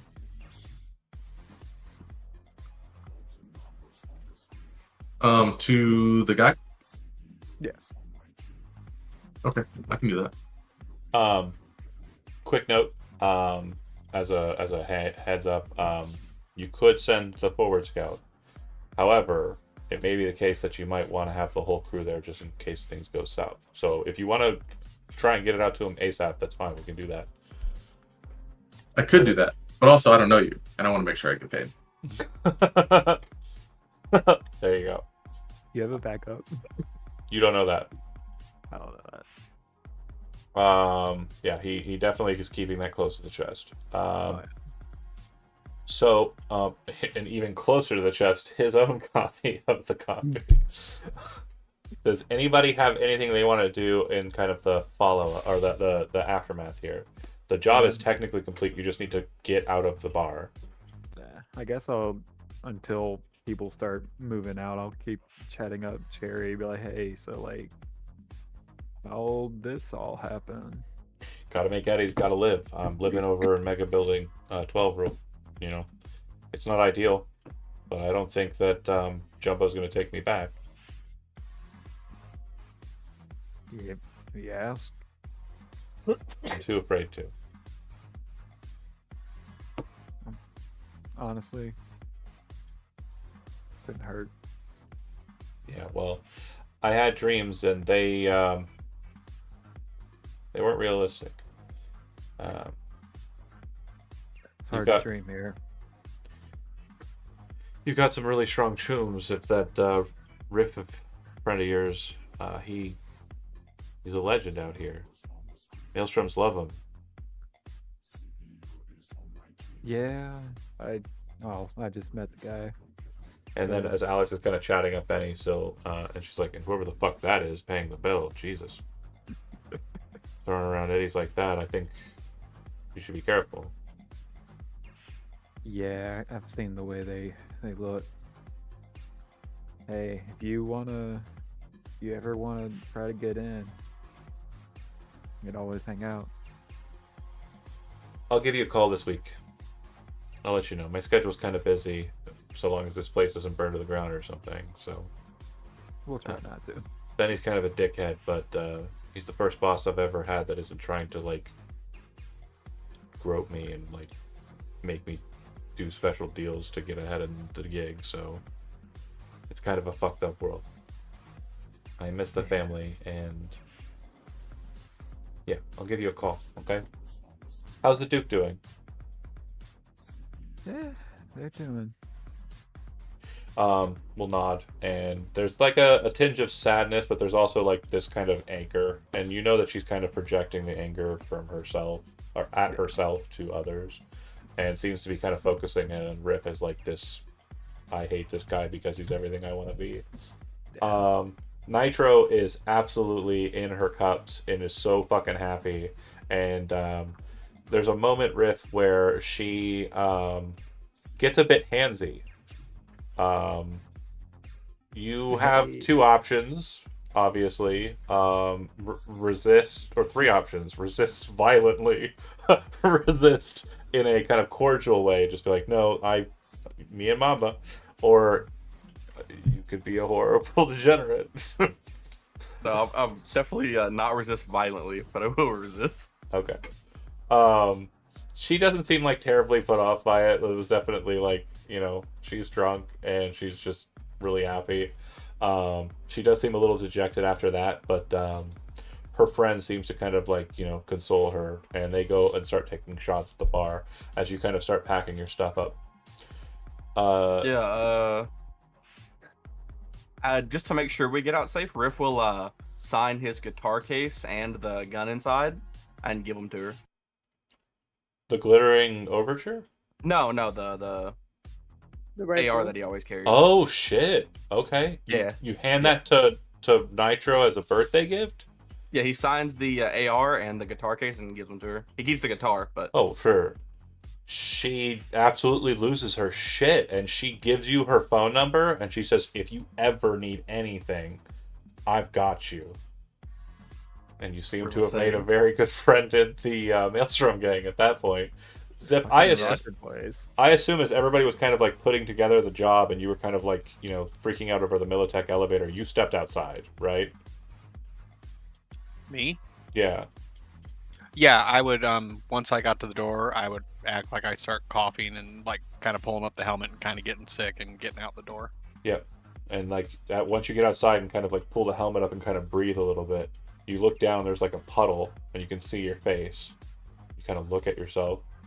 Freak out. Pull that helmet down quick. Yeah, you pull the helmet back down, and once it kind of settles back in, there's like a couple of moments of like flashes in your head of like your parents getting gunned down by Militech security, like when you were young, and you just kind of you can feel your face just getting wet inside of the helmet. And I go and I try to actually hide in the garbage that the with the bike. The bike is hidden in, yeah, but actually try to cover myself up in it as well. Yep. You then hear Primetime say, gig's done, and then the conversation between Primetime and Morrigan happens. Remember, you don't have to text. You can speak.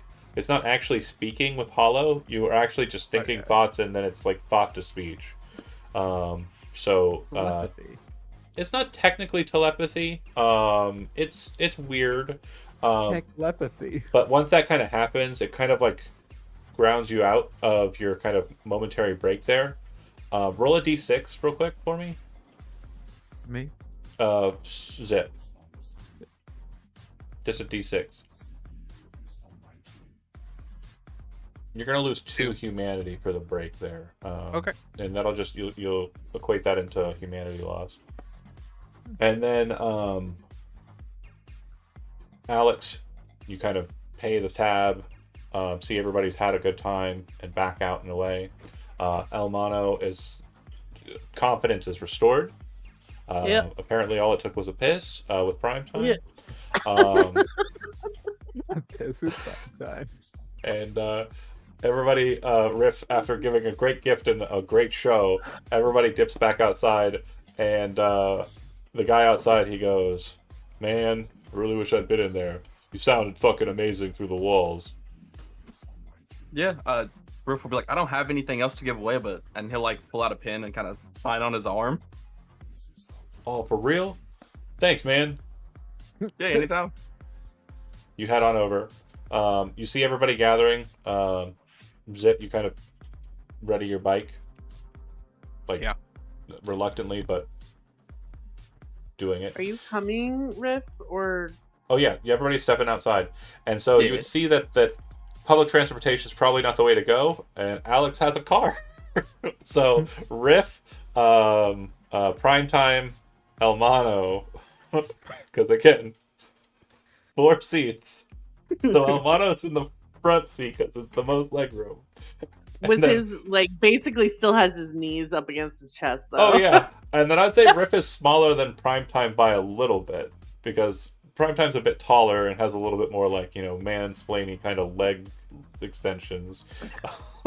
So Riff is kind of just like sitting with like legs crossed behind Elmano, arms crossed and guitar kind of in his lap, and then Primetime sitting behind the driver.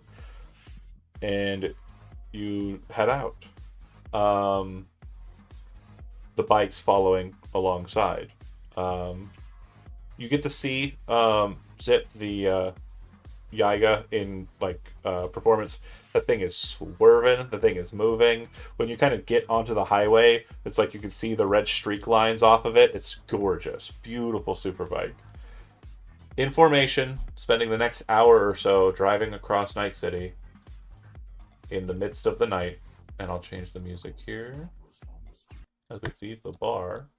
And you will be going to a place in Rancho Coronada, which is here-ish. All the way out in the middle of fucking nowhere. You are told that you are to meet at a location for Roger Kynard at a parking lot near. It's actually not there precisely. It would be kind of closer to here, near some of the mega buildings out that way. As you start to pull up, trying to get to the scene, bear with me here. And I'll get some points of interest here as well. You see, where is it? Where is it? Here it is. You make a long drive from north side to Rancho Coronado. As you pull into the parking lot, your headlights illuminate a problematic scene. Your client, according to the photo Regina sent you, is staring down the barrel of a gun. A tall, thin, well-dressed corpo opposite him seems to be directing a squad of gun-toting hired muscle, making it clear this is no ordinary mugging. Spotting your vehicle, you can hear Roger call out, "You're the ones the fixer sent, right? Deal with these gonks so I can pay you." And then you hear the other corpo yell, "I doubt they will, Roger. After all, I'm about to offer these fine people double the eddies if they give me the shard and walk away. How about it, Chumbas? Feel like making more money tonight?" And then as you kind of park and get into position, you can see the hustle kind of with their weaponry. Kynard says, "Rocky, you asshole. I can't believe I shared my bed with you." Ooh. Rocky replies, "Well, at least you had good taste about one thing, Roger, even if you do talk in your sleep. So you have no choice.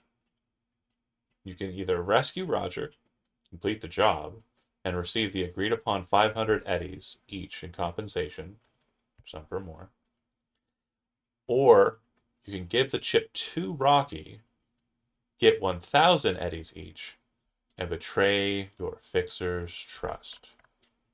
I don't know these guys. I know Regina. I'm charging a shot on the fucking gunner. Mono rules. Okay, so I would say that as you kind of get into position, I'm going to go ahead and put some tokens down here, positionally, just so we have it.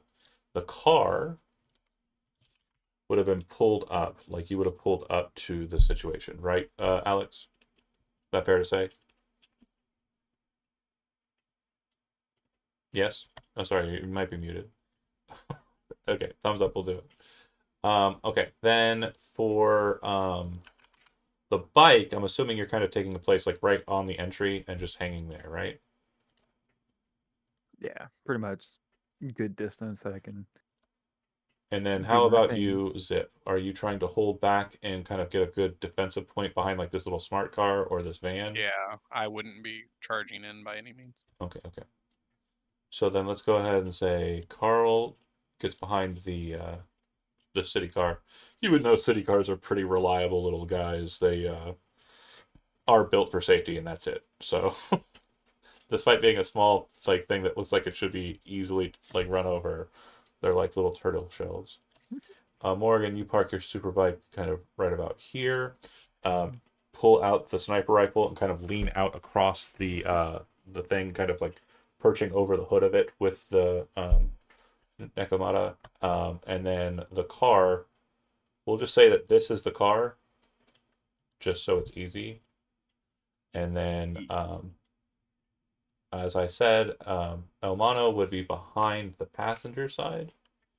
Alex would be on the driver's side. Um, Elmano would be And on Mano the is my passenger because he's the biggest. right. I just two Elmanos, right? And then I'm sorry, I Oh. put him too far back. Behind Elmano is Riv, and behind Alex is Primetime. Okay. So, real quick, I'm gonna have you before we start shooting shit. Does anybody have any questions about the scene as it stands? What does their car look like? So you don't know what they drove in, but this car has its lights on, and it looks like it's like a van, and the I like doors are armor. open. Um, I would say that you can't be sure. It doesn't look like it. It doesn't look like it's supposed to be armored. It just looks like a pretty standard van. Okay. You said it's a corpo guy, and then what were the other four they look like? Just like edge runners or They look like edge runners, yeah. And great question. Do you want to focus in on the edge runners a bit?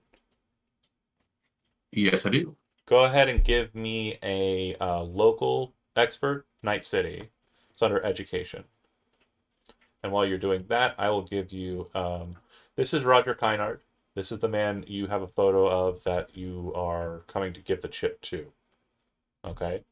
And again, prime time, since you do kind of like, I want to know as much as I can public information wise. Roger Kynard works for a company called Dynalar, which deals with like cyberware enhancements and the like. Um, the other individual, Rocky Erickson, who you've never met before and don't really have time to do a scan on, this is what he looks like. Mm. And you can see what was that? Mm. Did somebody go, I mean, Yeah. Okay. I mean, yeah. Fair. So, what you would note is that Rocky has what looks like a Valentino tattoo on his neck, and it also looks like his suit and gear are More E Technologies, which is another cyberware firm. Wait, who's Valentino? Who's the? He's got a Valentino tattoo. He got a Valentino Rocky, yeah. tattoo on his neck, and then That's interesting. when you look at again, Valentino doesn't mean you're a part of the gang for sure. It just might be where you're born and raised kind of situation. So Mano's got Valentino-esque tattoos. with that local expert, because you can't roll anything less than a fucking this. I'm gonna come crashing down real soon. It's fine. It's not going to be tonight because there's. I mean, with that, I mean, you might be able to find a way out of this without even there being an engagement. The four individuals that are around the other corpo, the people who are robbing your guy, they are a group of edge runners that are known as the Sliders. They are an edge runner crew that rolls for a fixer named Connect. Connect is a fixer that deals in Watson, but more so in kind of Chinatown and Kabuki. You would know that Connect is also the fixer who does the gig work Buyer. for Diamond Gonk. And there's kind of a connect with Connect and Regina Jones. They're supposed to be friendly. The crew in Also, order. Connect was the one that was trying to actually find a buyer for the shard, right? Correct. So it seems like she might be getting played on the sly. They might not have been hired by Connect, or if they were, this is a very weird situation because Connect is on both sides of the scam. The crew consists of so it's from top right, or sorry, we're going to go from top left and around in a circle to bottom left. So top left is Red Megan. She is a Valentino ex Valentino, who is kind of fancies herself a hired killer.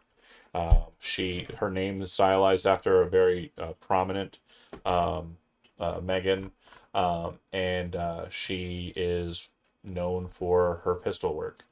The gentleman next in the docket is Bless. Bless is Red Megan's brother, also rolled with the Valentinos, but edge runner, street punk through and through. He is a bit of a like a wannabe fixer, but not anywhere close to the degree where he needs to be connected. The other member of the group, or the next member of the group, is Colin. Colin is kind of like an Irish boxer. He is very much like a fisticuffs kind of guy. And he has a bit of a reputation, but most of that is beating the shit out of 6th Street gangers in this region. And last but not least is she, who is in the bottom left. She is a katana-wielding ex-Arasaka security operative who is probably the most skilled of the crew.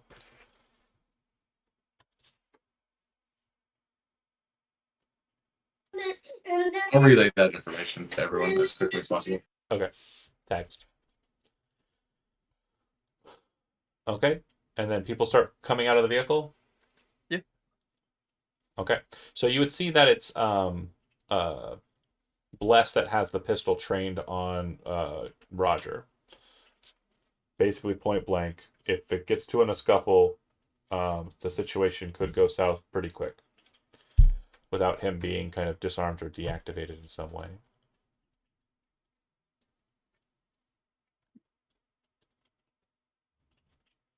Do you want to side with the guy who's offering you double, or No.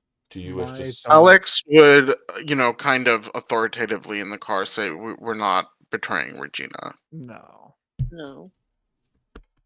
I signed up for my job. I ain't changing the terms now.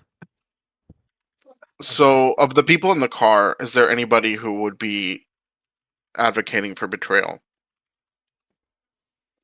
No, I want to stick with the original plan. But All right, Okay. this crew tends to work with Connect, so I don't know if I- Connect is supposed to be selling the shard. Why is this I- crew here trying to rob this guy who doesn't have the shard? Oh, they were waiting for you.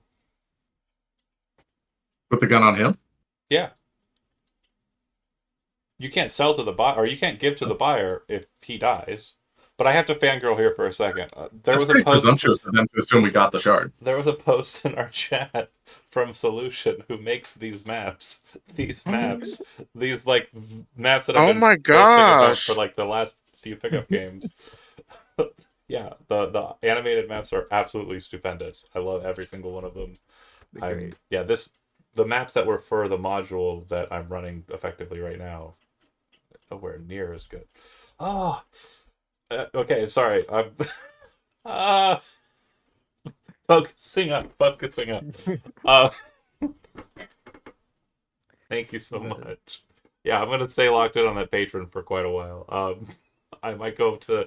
It's hard with the Roll20 like limitations. I can't do the 4K ones because they're too big. The web M's. So anyway, sorry. We're running a game. I have to be a referee. I'd love to chat. Yes. So the 4 edge runners are holding him at bay, Daniel. If you were to come here and give him the shard, like they could have taken him after. Take it. But what they're wanting to do here is for whatever reason, they want this to happen the way it is. Make a human perception roll because you did ask a good question. If you roll another 10, we're all gonna laugh, and John's gonna cry. Yeah, if you Yeah. roll Is another it under natural awareness? 10, it would be under social. Let's go. Hey, Let's go. this Let's go. session's all about prime time, baby. Yeah, it's prime time, baby. Let's see if I can get this. No pressure. A None at little all. pressure. I will fucking shit. I will literally shit if you roll another 10. Okay, good. Okay. Aw, Close enough. so If close. only that would have been amazing. Okay, so with that, still, it's a success. I would say that what you would know is that the situation is skewed. Based on what they said, they are lovers. Kynard and this other individual. Your presumption is that he's trying to get an edge here, but keep him alive. Like, he doesn't want to kill Kynard. He just wants the chip. If they had gone the route of not buying it off of you, they would have had to basically rough him up to get it. So this way, they're just pointing a gun at him and threatening his life instead of actually having to beat the shit out of him. Fair. Yeah, But and with that too, you would also know that that's a very poorly planned job because more efficient would be wait until he gets rid of his edge runners, then murder him and take it. But that would require a fixer to put together, and it doesn't seem that they have one. they do. He's just not good.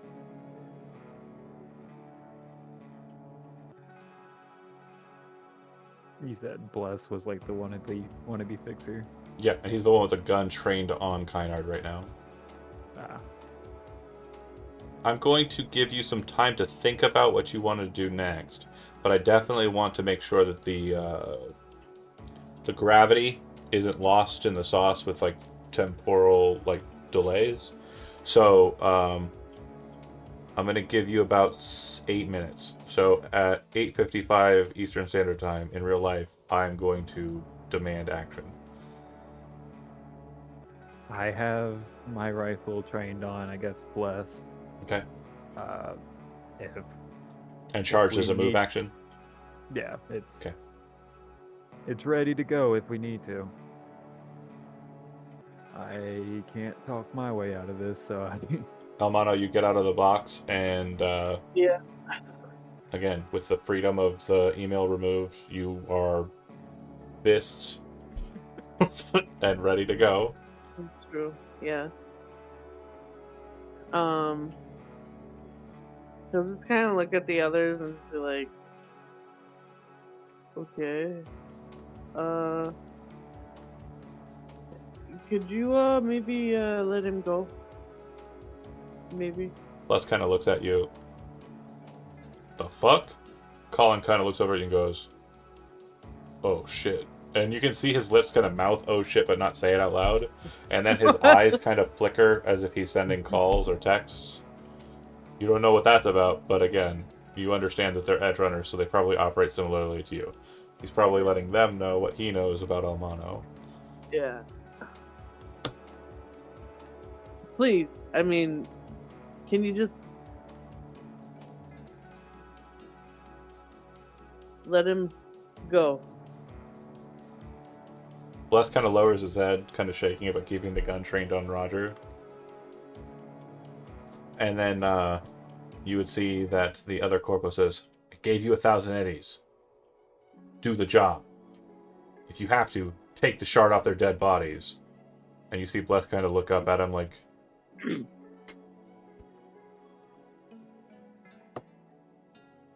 kind of start twitching in response. I thought y'all rolled with Connect. Why are you working with him? you see Bless kind of like lift his head up in the air after that and go like, oh. And Colin kind of looks at him. Good question. Why, yeah? And Bless is kind of Alex like, starts recording. because we got to make eddies, and Connect wasn't giving us any more than 200 a gig. This is 1,000 eddies a person. Colin, you didn't make more than that on your winning days. Red Megan kind of leans forward and whispers something to Rocky. Could I hear that with my cyber audio suite or no? No. How is he going to pay you?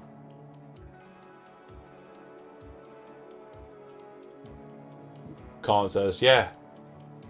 We didn't even get anything up front. We usually do with Connect. I have a question, John. Shoot. Do we all have the knowledge that these 4 are associated with Regina in some way? No. I know somebody got that information, or no? No. Connect. Just different that fixer. they're associated with Connect, and Connect and Regina are supposed to be friendly. Oh, okay.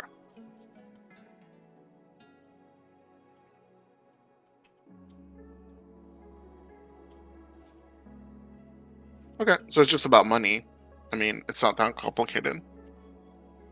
Alex would say that out loud. Doesn't matter. We have to protect our guy. Rick, you get out of the vehicle. Yeah. Elmano, you've gotten out of the vehicle. Alex, I'm Oh, assuming you've gotten out and are talking to them, right? Alex is recording. Okay. But you've gotten out of the car, right? Sure. In prime time. Not over there. No. Not Elmano over would there. not I'm standing let her here. pass him. Okay. Just for clarification, the guy in the center is the jaded lover, and the 4 around him are working for him at the moment. Yes, Yes. the 4 quote unquote around him. Yes. Okay. What if we can make you a better deal? I say to the 4. Roger looks over at you. I can't front that. And as we're doing this, since people are clearly posturing up, Yep. I would like to jack in to the dude in the center. Yeah, hold on. So when you kind of look over at her, you see her come around that really fancy looking car, and she's just like holding off to her side a beautiful looking Arasaka carbon steel katana.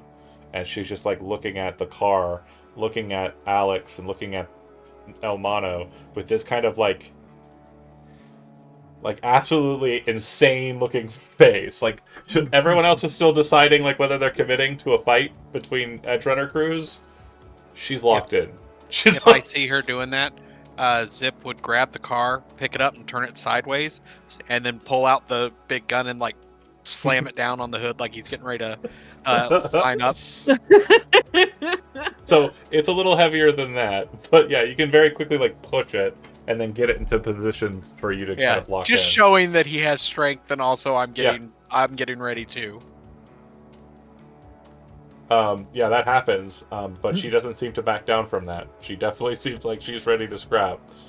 Okay, you are tracking into him. Yeah, the one that they were working for is who I was going to, yeah. Okay, he has self-ice, so the second that you hit, I need you to beat a pass wall. Due to the fact that he has 2 self-ice installed, you'll need to beat a DV8 interface check to be able to break the pass wall. And because it's a double pass wall, jack-in is a net action. The next 2 net actions you'll be spending are the pass wall. So your entire turn will be committed to breaking through his self-ice. Okay. Or, one action is jack into him. Second is jack into the girl that's walking towards us. Okay, double jack. We're double jacking. Okay. Yeah, normal double jack. It's, normal day. Love it.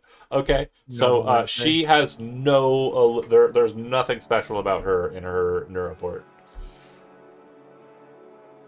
Well, and I would like to do a little quick hack. Okay, I'm gonna pause you for a second.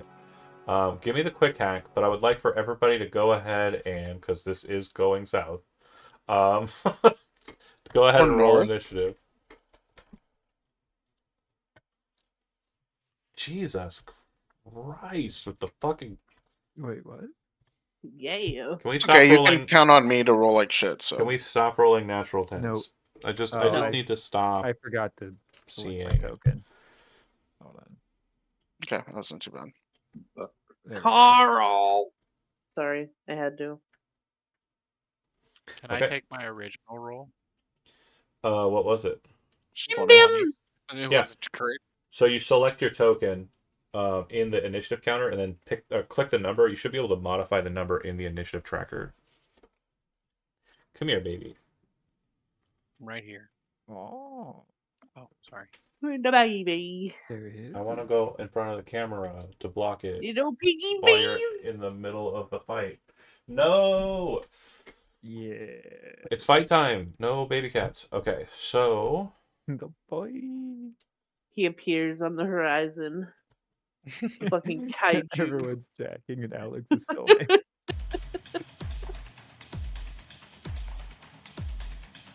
I'm just not going to be able to fight him. Okay. Look how comfy he looks. He's so good.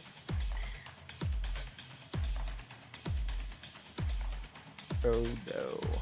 Riff.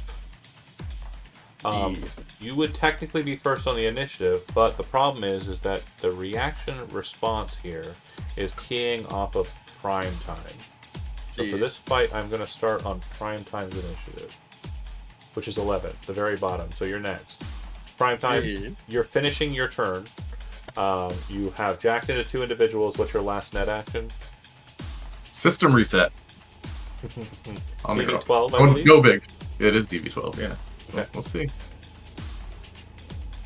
It was also an option to Okay. get past the bodyguard in the front, by the way. Listed in the module. They said, yeah, just system reset the bouncer. Passive fucking luck. Hey, you know how to read that. Uh-oh. You can spend luck after the fact, because you have a rocker boy. That's how we roll. But we need to beat it, right? So I actually need to have a 13, so I need 5 luck. 5 luck needs to be spent on you right now for you to be able to system reset the girl. I mean, I'll dump my last 2, but I would need 3 more, so that's a lot. Everybody want to dump 3 in? I can I'll give you one. 2. Immediately drop her, though. Yeah. You got 2 more from Corey. Anybody else? One from El Mano. That'll do it. Okay, so she will be incapacitated. System reset. And if memory serves, that's going to be a while, right? She's going to be down for a bit. Only a minute. Yeah, Sleep. which is 20 It's a rounds. solid 30 rounds, right? Yeah, no, it's 2 seconds. So, oh yeah, no, you're right. 30 rounds. It does say in the rules 20 rounds, but it says 60 seconds. So however you want to do it. We're going to do 20 rounds. Riff, you're up. Whatever it says in the rules. We got to go by the rules. Well, we're in a fight now, so We are 100% I have, in the fight. but one. I mean, I'm just saying, she did just drop. Nothing's happened yet. We can still talk our way out. But I'll be right back. Okay. Maybe she tripped. They don't know. Yeah, we're just gonna move up. In here and response, you watch Bless pull the trigger. shoot.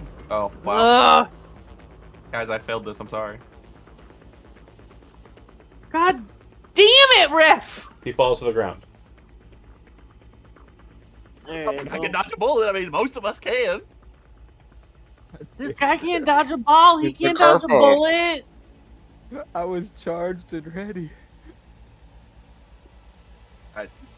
Hey, no one said Riff was smart. Okay, Okay, I so just play Lay guitar. off the fucking glitter. I'll say that you are focused on the task at hand. You're not really paying attention to what's happening to the man who just got shot in the head. So what would you like to do? I'm shooting the guy that had the gun. Go for it. You pull out Glittering Overture. Yeah, Lock and in. since I'm so close, I'm gonna risk it for the biscuit and aim for a headshot. Okay. So -8, yep.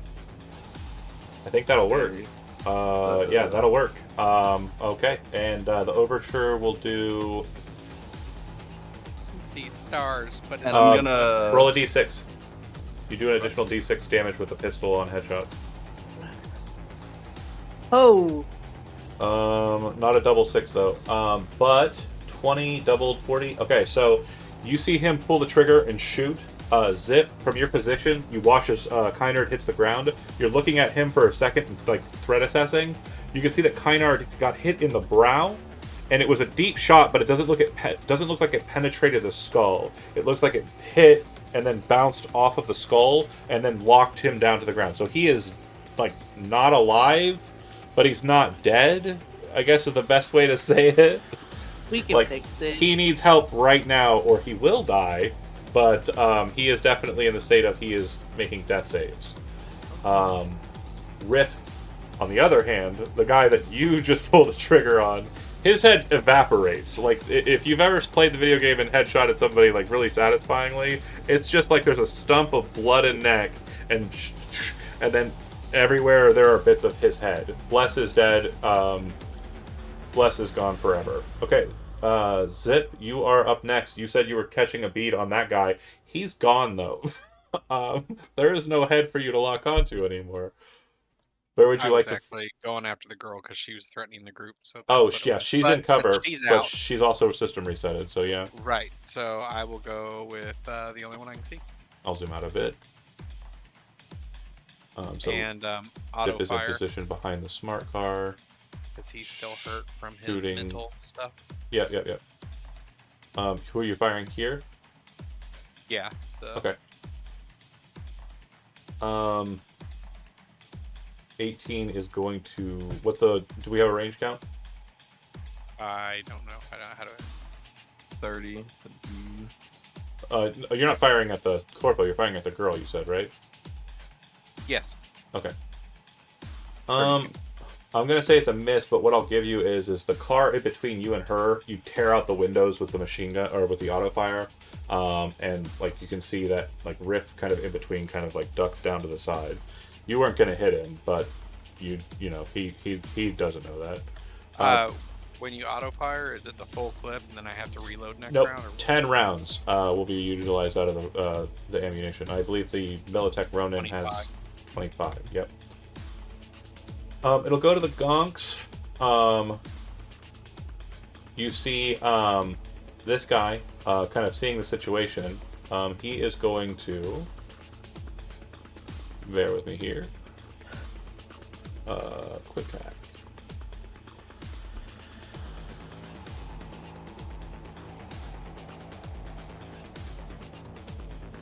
Okay, so he moves up and kind of drops down to his knees looking at Roger, but you can see that he's also going for his cyber deck on his arm. And as he does so, he is going to system reset El Mono. Turnabout's fair play, and El Mono drops to the ground. Your head doesn't explode, but Yeah. I just... And like he was starting to move, I feel like, towards them, and then just flop. everything goes red and like staticky, and you just fall to the ground. Yeah. As the it's like when you berserk, like there's that red ring around your irises. It's like that, Yeah. but in full ire mode, and like you're unconscious. This guy is going to circle around and just bring his fists to bear on Riff, just swinging a nice hard punch at you. Evasion.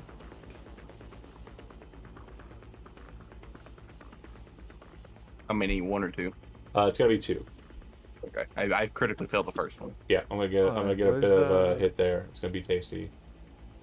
Was their fucking like their client supposed to go with them or after? Yeah, client goes with them. Okay.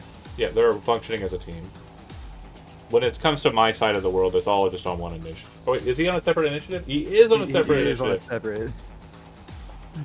I thought they were team-based. I'm sorry, it looks like I did roll them separate. Okay, El Mono, you're not unconscious yet. Sands of time. Yay. I'm a bad referee. Okay, so he comes up, punches you twice. He's going to hit you once out of the 2 times. He's hitting you with a martial arts martial arts attack instead of a brawling attack, which means he counts your armor value as SP half of its result, which I believe is 6. You have a light armor. Up. So he's going to be dealing a total of 17 damage to you, so 11 after your armor and you'll ablate your armor once. All right. Or no, you'll ablate your armor none at all because it's martial arts and brawling. They don't actually mess up armor. Okay, and then Megan will jump up onto this car, do a flip, land there, and point her guns into the car. Primetime, you haven't gotten out, right? Okay. Headshots.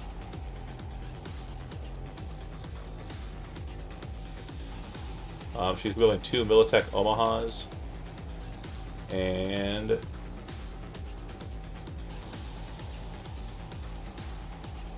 Oh. So, I well, died. you rolled a lot of 10s, and I had to roll one back at you. The other one missed. Just a lot of auto fire. Well, it's not auto fire.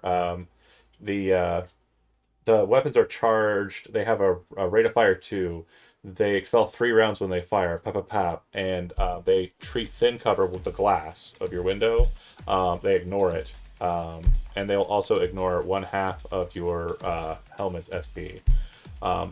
However, I did not hit with one of them, but I hit with the second one. Your helmet's SP value? 11. Okay. So then 8 will get through. Oh, sorry, I needed to roll another d6. 11 will get through. And then that will double because it's a headshot. So you'll take 22 to the head. And then I have to do a critical injury effect on your head. Submit. Oh, whiplash. I always get whiplash. Bam, your head snaps back in the car as you're hit in the face with 3 bullets. If you ever have to make death saves, your save is increased by 1. Yeah, but your neck's pretty much messed up. Seems like everything I always do, I'm shooting people in the head. Done. Okay, Morgan, you are up, and after this, Rocky will go, and the same action will resolve. I'm just going to have that happen. So, I assume you're going to try and stop the inevitable, and Headshotting Rocky. shoot him in the head.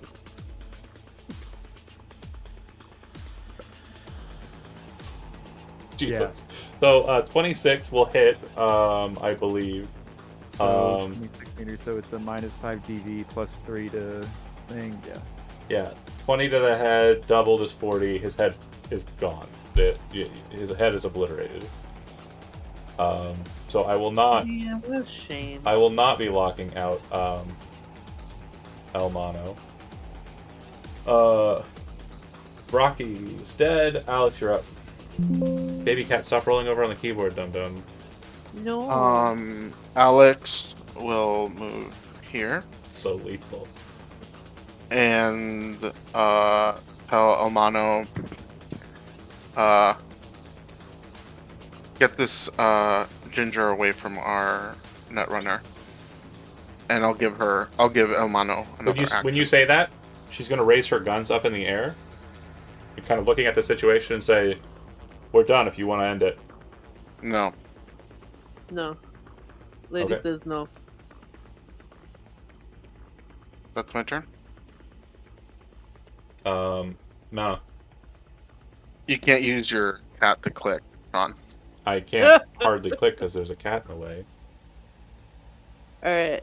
So, Lady says no.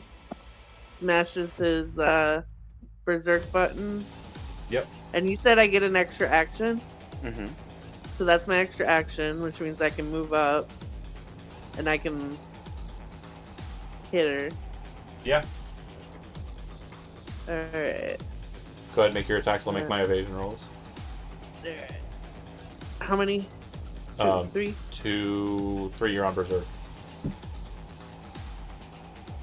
Dodge the first one, miss the second one, dodge the third one. So you'll get the 16 damage. She's still standing. And Alright. actually looks like her armor soaked up most of that. There. And she's quite nimble, what you're able to tell here. Yeah. Prime time. Well. Can you hear me? Okay, there Yeah. it is. Alright, I guess I'm gonna hop out of the car. Okay. You're like, push the door open, stand behind it, and I'm just gonna shoot. Who are you shooting at? I mean, she's the only one up, right? Yeah, Well, I guess right. it's the dude, but no, I'm shooting at her. This is payback. Damn. Okay, so to the chest, I presume. Oh, You didn't say head, so. Yeah. No, yeah, it's straight to the chest. Okay. Auto fire. It's going to be auto fire a value of auto. What does the Shingen have? Is it auto fire times 4? So that means 9 times 4 is. What's the result of 9 times 4? I'm bad at math. 36. 36. Okay. And so her armor will cover a bit of that. She will be seriously injured by this. And you'll consume 10 of your rounds. Stop rolling 20s, for fuck's sake. She No. has some hit Fucking points. bitch, how dare you shoot me! She has some hit points left. She is seriously injured, though. Which means she's less than half her hit I points. say that as I get out and shoot her. Do it. Rip, you are up. I'm gonna shoot at the guy that just punched me, and I'm gonna Okay. shoot at his head. Okay. 23 I love minus how- 8 is going to be enough So to hit him in the head. fucking Yeah. I do an extra d6, you said? Oh, sorry, this guy can evade. Hold on. Okay. 27. Yeah, he's going to, as you pull the pistol in front of him and pull the trigger with what looks like a clean shot, you see him kind of like that, very quickly away from the shot. Reflex is 8. You can dodge bullets. He succeeds in doing so. I am, I don't have any reason to move. I'll stay here. I mean, other Zip. than him punching you Full again? auto at the boxer guy that just evaded. Okay. Okay. Right on. Right on. Roll me a D100. Okay. 7. Yeah, you shoot, but you're trying to kind of keep away from Riff, so you're just hitting the ground in the middle space here. I was going to actually see if there was a possibility of you shooting Roger. That's the possibly still alive contact. The guy who's paying for the gig, you're just like, fucking die. Fucking murder him. Okay, that's it from you. It'll go to the gongs. Megan kind of like taking the shots, like her coat kind of ripped apart, says, Colin, get her the fuck out of here. And then she's going to jump up onto the car to Omaha. She points one at Elmano's head and one at Primetime's head.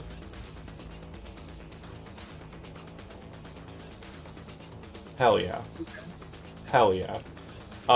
Okay, so, Primetime, she is going to hit you in the head again. Point blank range with pistols. It's a really smart choice to switch to headshots, Brent. This is where we live now. Primetime, you're going to be taking a total of 19 damage to the head. No critical injuries, unfortunately. That's after the doubling and your armor reduction. It's just going to be 19 through. And your armor on your head will ablate 1. Yeah, well, so you go to 0, and then we have to actually... This is one of the first times in a while we've had a death saving situation. You are not dead. You are just not happy. You are... Why is this all the way out to here? I need the rules for death saves. Give me the rules for death saves, you silly gooses. If you fail even a single death save, you die. At the start of each of your turns where you are mortally wounded, which you are now, you must make a death save. Roll a d10. If you roll under your body, you live, and you can take your turn as usual. You have a +1 to your death saves. Elmano, unfortunately for you, it is going to be a situation where I hit you in the head. It's going to deal a total of, after your armor... Hold on, your armor's still 11, right? Yeah. Yeah. It's only going to be 15 points of damage for you, but I rolled 2 6s. Cool. So I got critical injury. It's a 15 or 16? 15. But everything else was a 1. Critical injury to the head. Concussion. You have a -2 to all actions. If you are below half your hit points, you have another -2 to all actions. So you have a -4 effectively, I think, at this point. What? Didn't you take damage before, or did you start off No. fresh? Okay, cool. So then, yeah, Right. you have a concussion. -2 to all actions. And then after doing that, she is going to jump down and rush this way. With her 8 movement, that is sufficient. Okay. Morgan, you are up. Well, Not to shoot myself in the foot here, but is the boxer going to do anything? Oh, thank you. Yes, he is. He's going to do what he was told to. He's going to kind of, after ducking and dodging from you, kind of shimmy away from you, rush over this way, grab her, lift her up onto his shoulder. He's moved 4 squares, and he will move the rest of his 8 to get to there. And he has she on him. It looks like he is running away.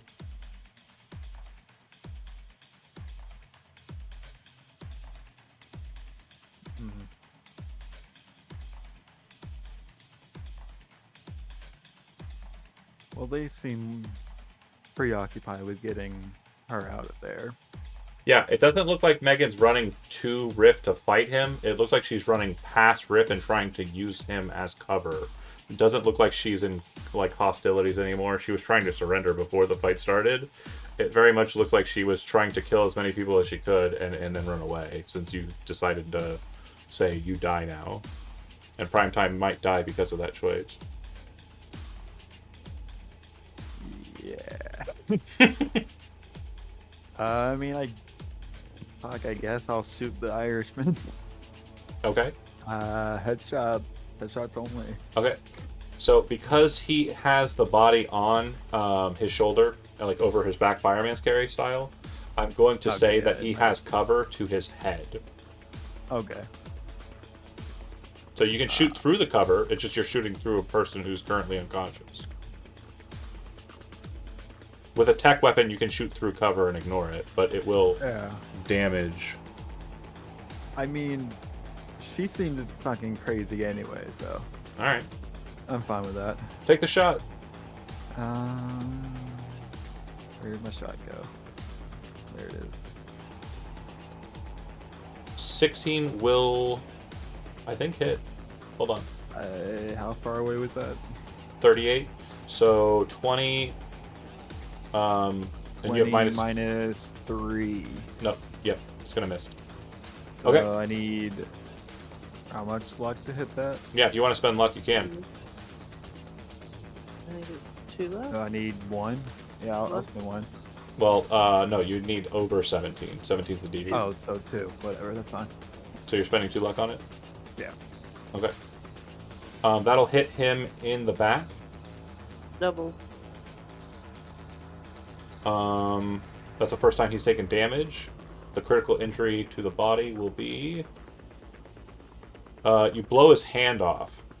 So he's got her like held up this way. He's kind of run. He's kind of... No, she didn't. She said body, didn't she? I said Headshots all headshots day. only. Oh, great. That headshots. Oh, that's even better then. Okay, so this is even funnier. So because he's using a body shield effectively, her hand gets blown off. Okay. Huh. Yeah, it is not sufficient to get through his armor with...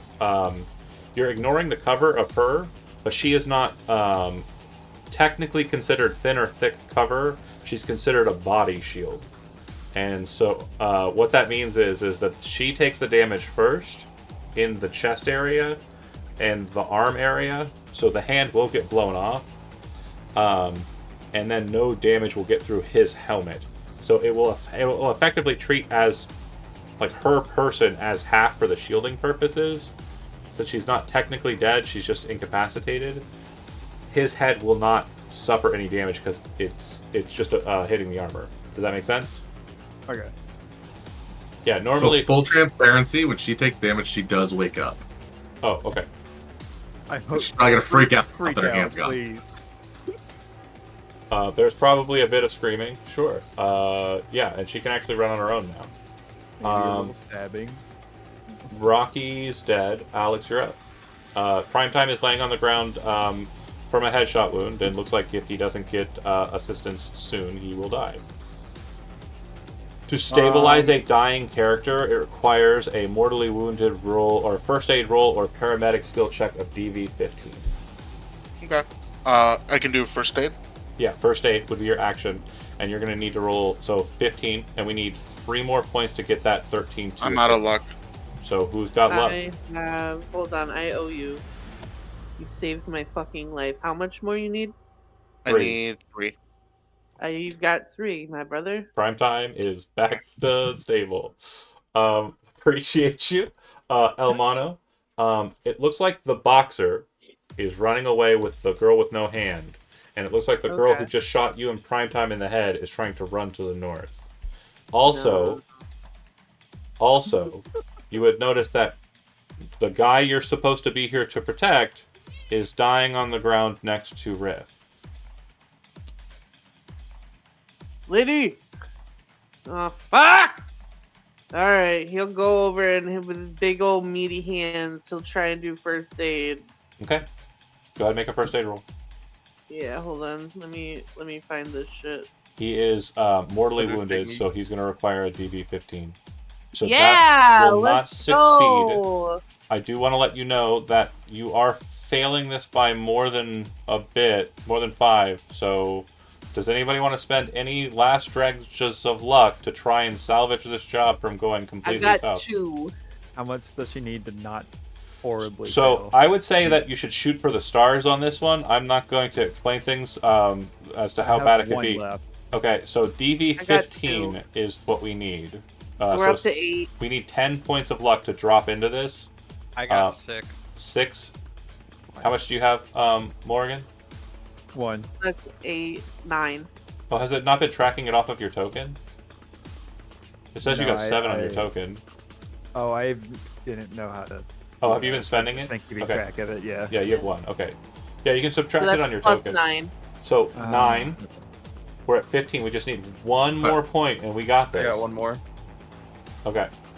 Then we've got this. So you run over and your big hands and you kind of look at his head and you're like, oh, and you've been hit like this before. You've been hit like this Yeah. before. And you remember how it goes. And so you rip off one of your water wings, which actually have like a cooling system inside of them that create air. Like that's how they're always built. And you place it on his head on the cooling portion to like chill it there and also staunch the blood flowing out of his head and stabilize him Yeah. as your action. I Prime just time. hold it there with my big fucking hand. You don't get to act. Once you're stabilized, the target will heal a number of hit points equal to their body for each full day they spend resting. For the time being, you are unconscious. You have 1 hit point and are unconscious. Okay, so just like for my knowledge, if I would have just passed a save, I would have been able to do an action as normal. But if someone saves me, Yeah, I'm unconscious. correct. Okay, all right. So yeah, if you look at a mortally That wounded would be target who good. receives successful stabilization is immediately healed to 1 hit point and is now unconscious. Their adrenaline has run out. While unconscious, you are gone from the world. This condition always lasts 1 minute. You still roll death saves if somebody stabs you into a mortally wounded state while you're unconscious. But you're not being stabbed into a mortally wounded state. You are just stable. But yeah, Not that yet. is kind of weird. It's like, oh, I'm gonna, and then somebody's like heals you, and you're like, oh, sleepy time. Oh, okay, we're good. Rick, Yeah, because I was about to gun her down. No, for real. I'm so mad right now. Rick, Yeah, I'll. She's right next to me, so yeah, if you want to take a shot, I will also shoot at her for the head, please. okay.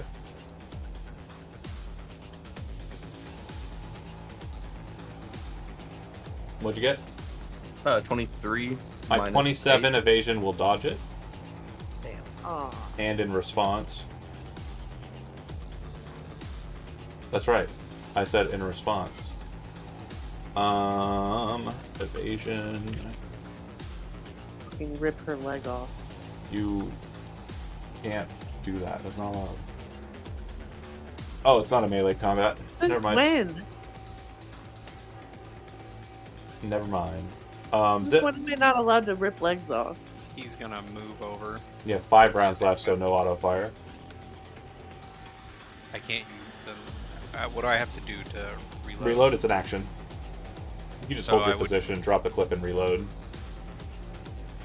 Okay, and then I'd be able to shoot, or I can't shoot. Not then. this turn.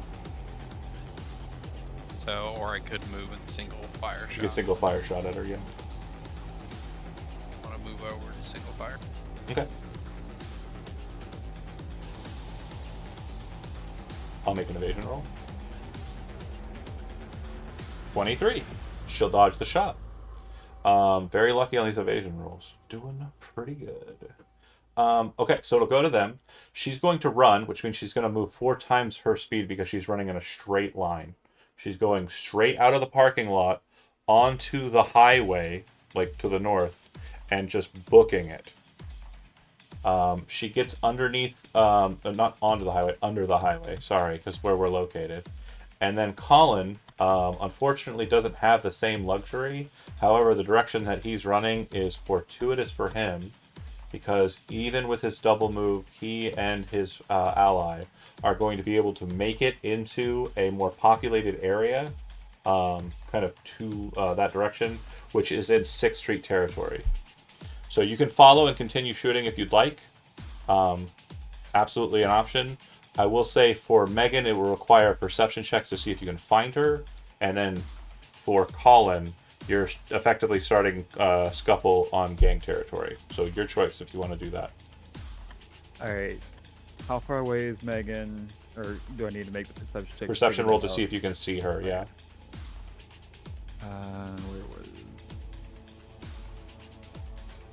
Where was perception? Awareness? Awareness, yeah. Yes. Okay. So you do see her. She is a solid distance away, so it would be 8 times 6 because of perk. So 8 times 6 is a number. What is it? 48. 48. So she's 48 off screen this direction. So from your position, it would be 46 or 48 plus 26. So that's how many meters she is away. Perfectly in the 48. sweet spot of a sniper rifle. Yeah, that sounds like a great time. Roll headshot. Go for it. You have a minus 8 to the Charge roll. that. Well, even for me, well, no, it's not even. She can evade. That's why plus- this is important. She can see Yeah. you still. So I guess at this range, it's only a +5. Okay. Okay. So she is going to evade because this will be a 15. The DV is not something that'll track here. Those perks are for static shots, not for evading targets. So she can dodge bullets because of her reflexes being high enough. So she is going to dodge that shot. Okay. You'll see it slam into one of the kind of pillars of the highway, and it goes right through. And she notices that as well. And it looks like during her next move, she'll be moving into cover. Alex, you do not have a weapon that can fire at Megan, but you do have opportunity to chase down and fight Colin and she. But again, like I said, if you move into that area, it could be a case where you're starting gang turmoil.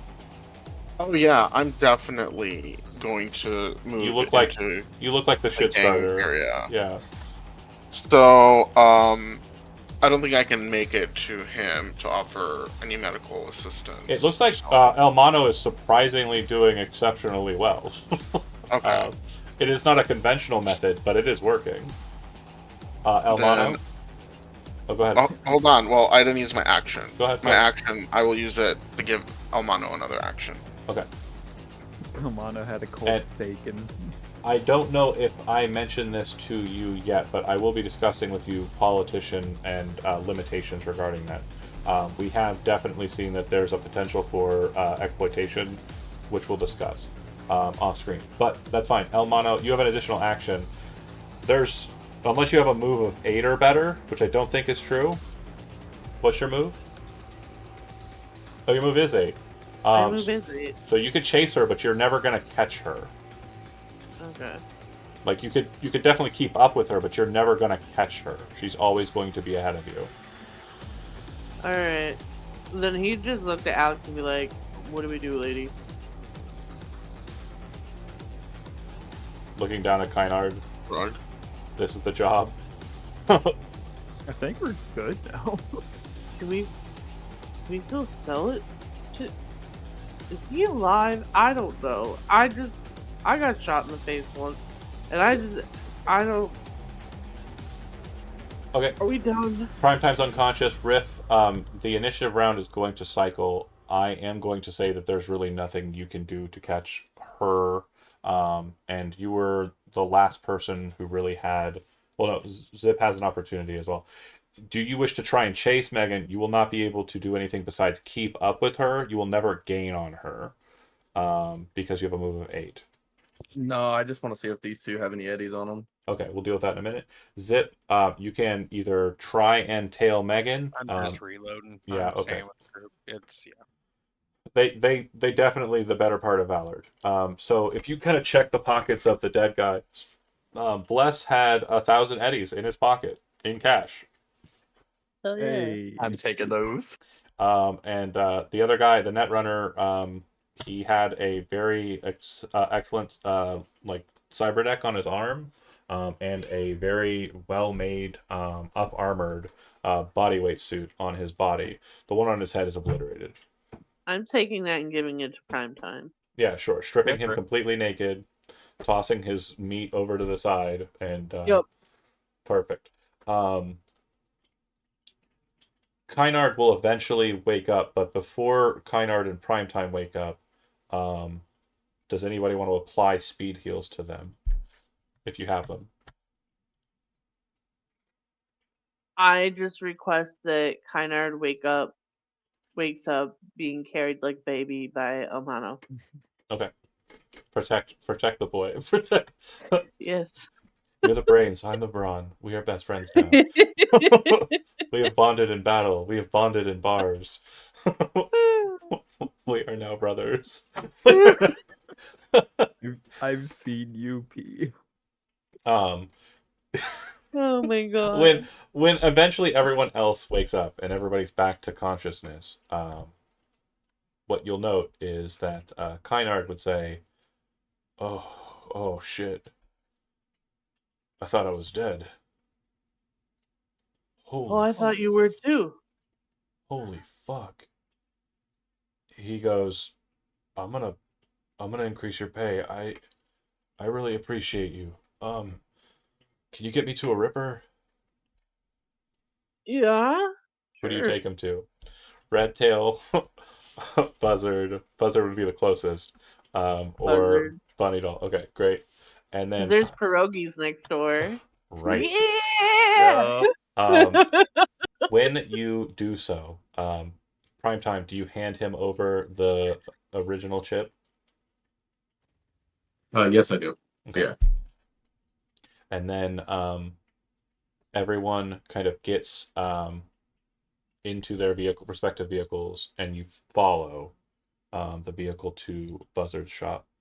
Once again, Buzzard is awakened in the middle of the night by these fucking assholes. It's okay. He sleeps in his own lobby. Yeah, that's right, Corey. Yeah. It's not that good. It's for definitely long distances. It's fine. It's a really good perk if you've got prep time. But you get to Buzzard Shop, and those who haven't been there before, it is right on the water, the canal between Vista del Rey and Arroyo. It is kind of set off of the street a bit, so you can't really you can kind of pull around and park in front of it if you're good at driving, which Morgan is. And I'm sure that she would kind of lead Alex towards the back as Alex is like, doing that, I don't want to fall off the water kind of situation. Follow me. just- Meanwhile, I'm just swerving back and forth. Yeah. And then right behind that is Zip, and you all park out in front of the shop. It is kind of set inside of this like little space. There's a cafe that you pass by on the way here, and then just down the way there is a BD viewing shop. it's next to, like, inside of its own little like nook, a pierogi world, which is like a small little like food vendor, which is open all the time. And you go inside, let Buzzard know the situation, and Kynard is at a status that he can kind of tell him what's wrong. And he says, I think my subdermal plating failed.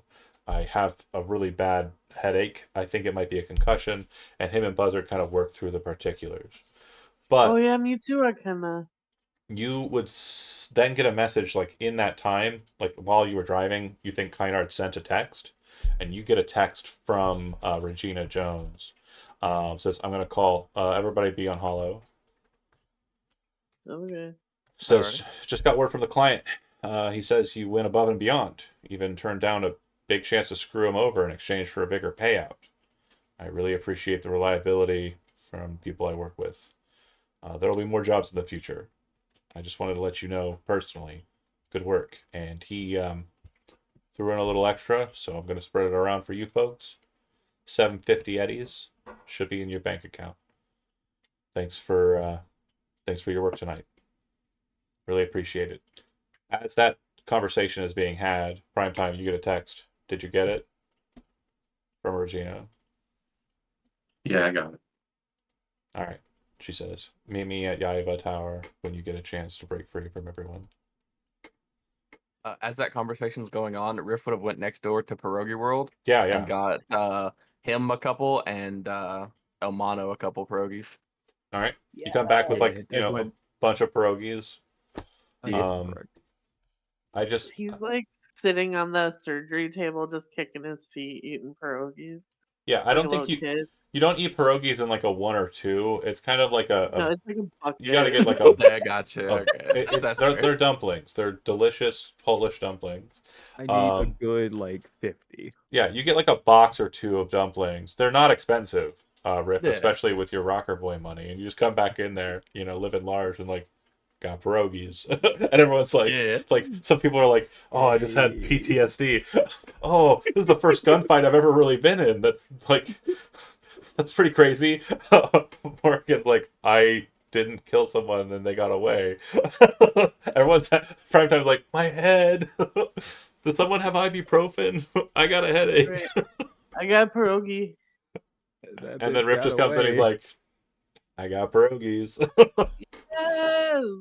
um, you get your eddies, get your pierogies. Anything anybody wants to add to it? I know we're ending a little early potentially here, but Hey, I'm finally in the positive already, so I'm happy. love that. Morgan and Elmano are going on my list of like potential. Morgan, Elmano, and who's the other solo? Oh, Zip. no. Zip. Yeah, is it They're going in my like Rolodex at security? for security, and I also would approach Riff about filming a memorial for Angel Holt. I mean, Uh, she's part was in your band, right? yeah, we actually wrote a song for me and the rest of the band members. Okay. She had a hard upbringing, and she deserves a proper send off. Yeah, I think Uh, Ernest would like that the most. I wonder if the mayor's office could We probably don't want anything to do with that. put a little bit of the bill. Oh, you would turn away Eddie's? She did not like the mayor's office, so definitely wouldn't When her want that father much. worked there. Yeah, Her father she doesn't doesn't work like her there anymore. father specifically. I know.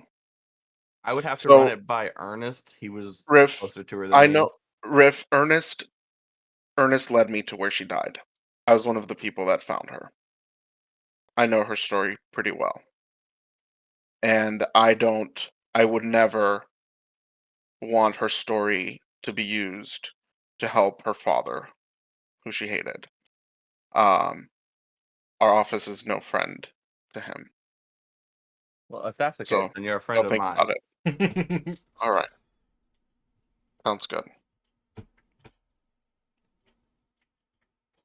Meanwhile, Almano primetime, like bleeding out of the head. Almano I was just bleeding. gonna say I'm gonna have a Eating conversation with pierogies. Almano. They're just both Hey, eating Hey. pierogies. I appreciate your help today, big guy. And again, if you ever have anything questionable, anything scares you, just hit me up. I got your back. Oh, thanks, man. Want a pierogi? I would love one. Here you go. Just Yeah. bleed Oh, all over it. wait.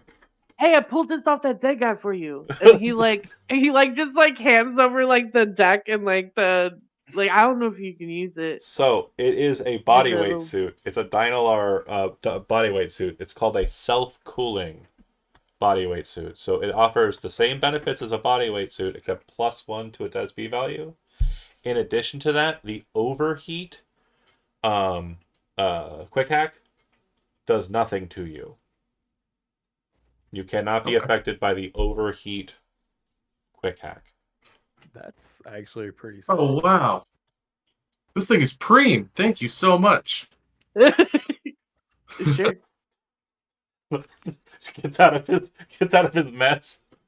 I Hey, was man. about to do that just right there. Just let's Just put this bleeding on. Like the concussion is sitting there. He's just like the whiplash. Rather, he's like, oh, Oh, Mano's just like holding the bandage to his head, yeah.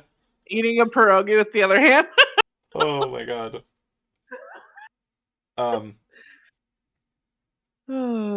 any other send-offs? Would Morgan know about uh, Zip's possible connection to Militech? Militech? No, nobody knows anything about Zip's connections to Militech. Yep. Even if you know Carl, you don't know anything about his problems. Okay. Yeah, that's very much him going through his internals. It may come out eventually, especially if he gets put on that hungry gig to go into the Militech facility. That'll be fucking kind of nuts for him. You will very much want into that because I know like one of my things was going. I want to blow up the building that I lived in first, Yeah, but I didn't know how to run the story. But if there's something with it, yeah, he's yeah. gonna want in. It won't be the exact building that you're from, but it'll be very similar. It's fine. It's the same Black project. Anyway, good times. Any other questions or any other send off bits? No, I'm good. Okay, then we're gonna end it a little early. Thank you for watching. I really appreciate the map maker who made these amazing maps popping Yes. in and checking out the channel. That's awesome. Thank you so much. Hit me up. I think DMs on Twitch if you want to talk more, or on Patreon. I think it's this mind of mine still on this one. Just yeah. I'm sorry. We really love your work here. It's the animated maps have been an absolute godsend. Really good stuff. And then sorry, just really good session. Thanks for watching those that did, and we'll see you next time we get a pickup game done. We'll see you then.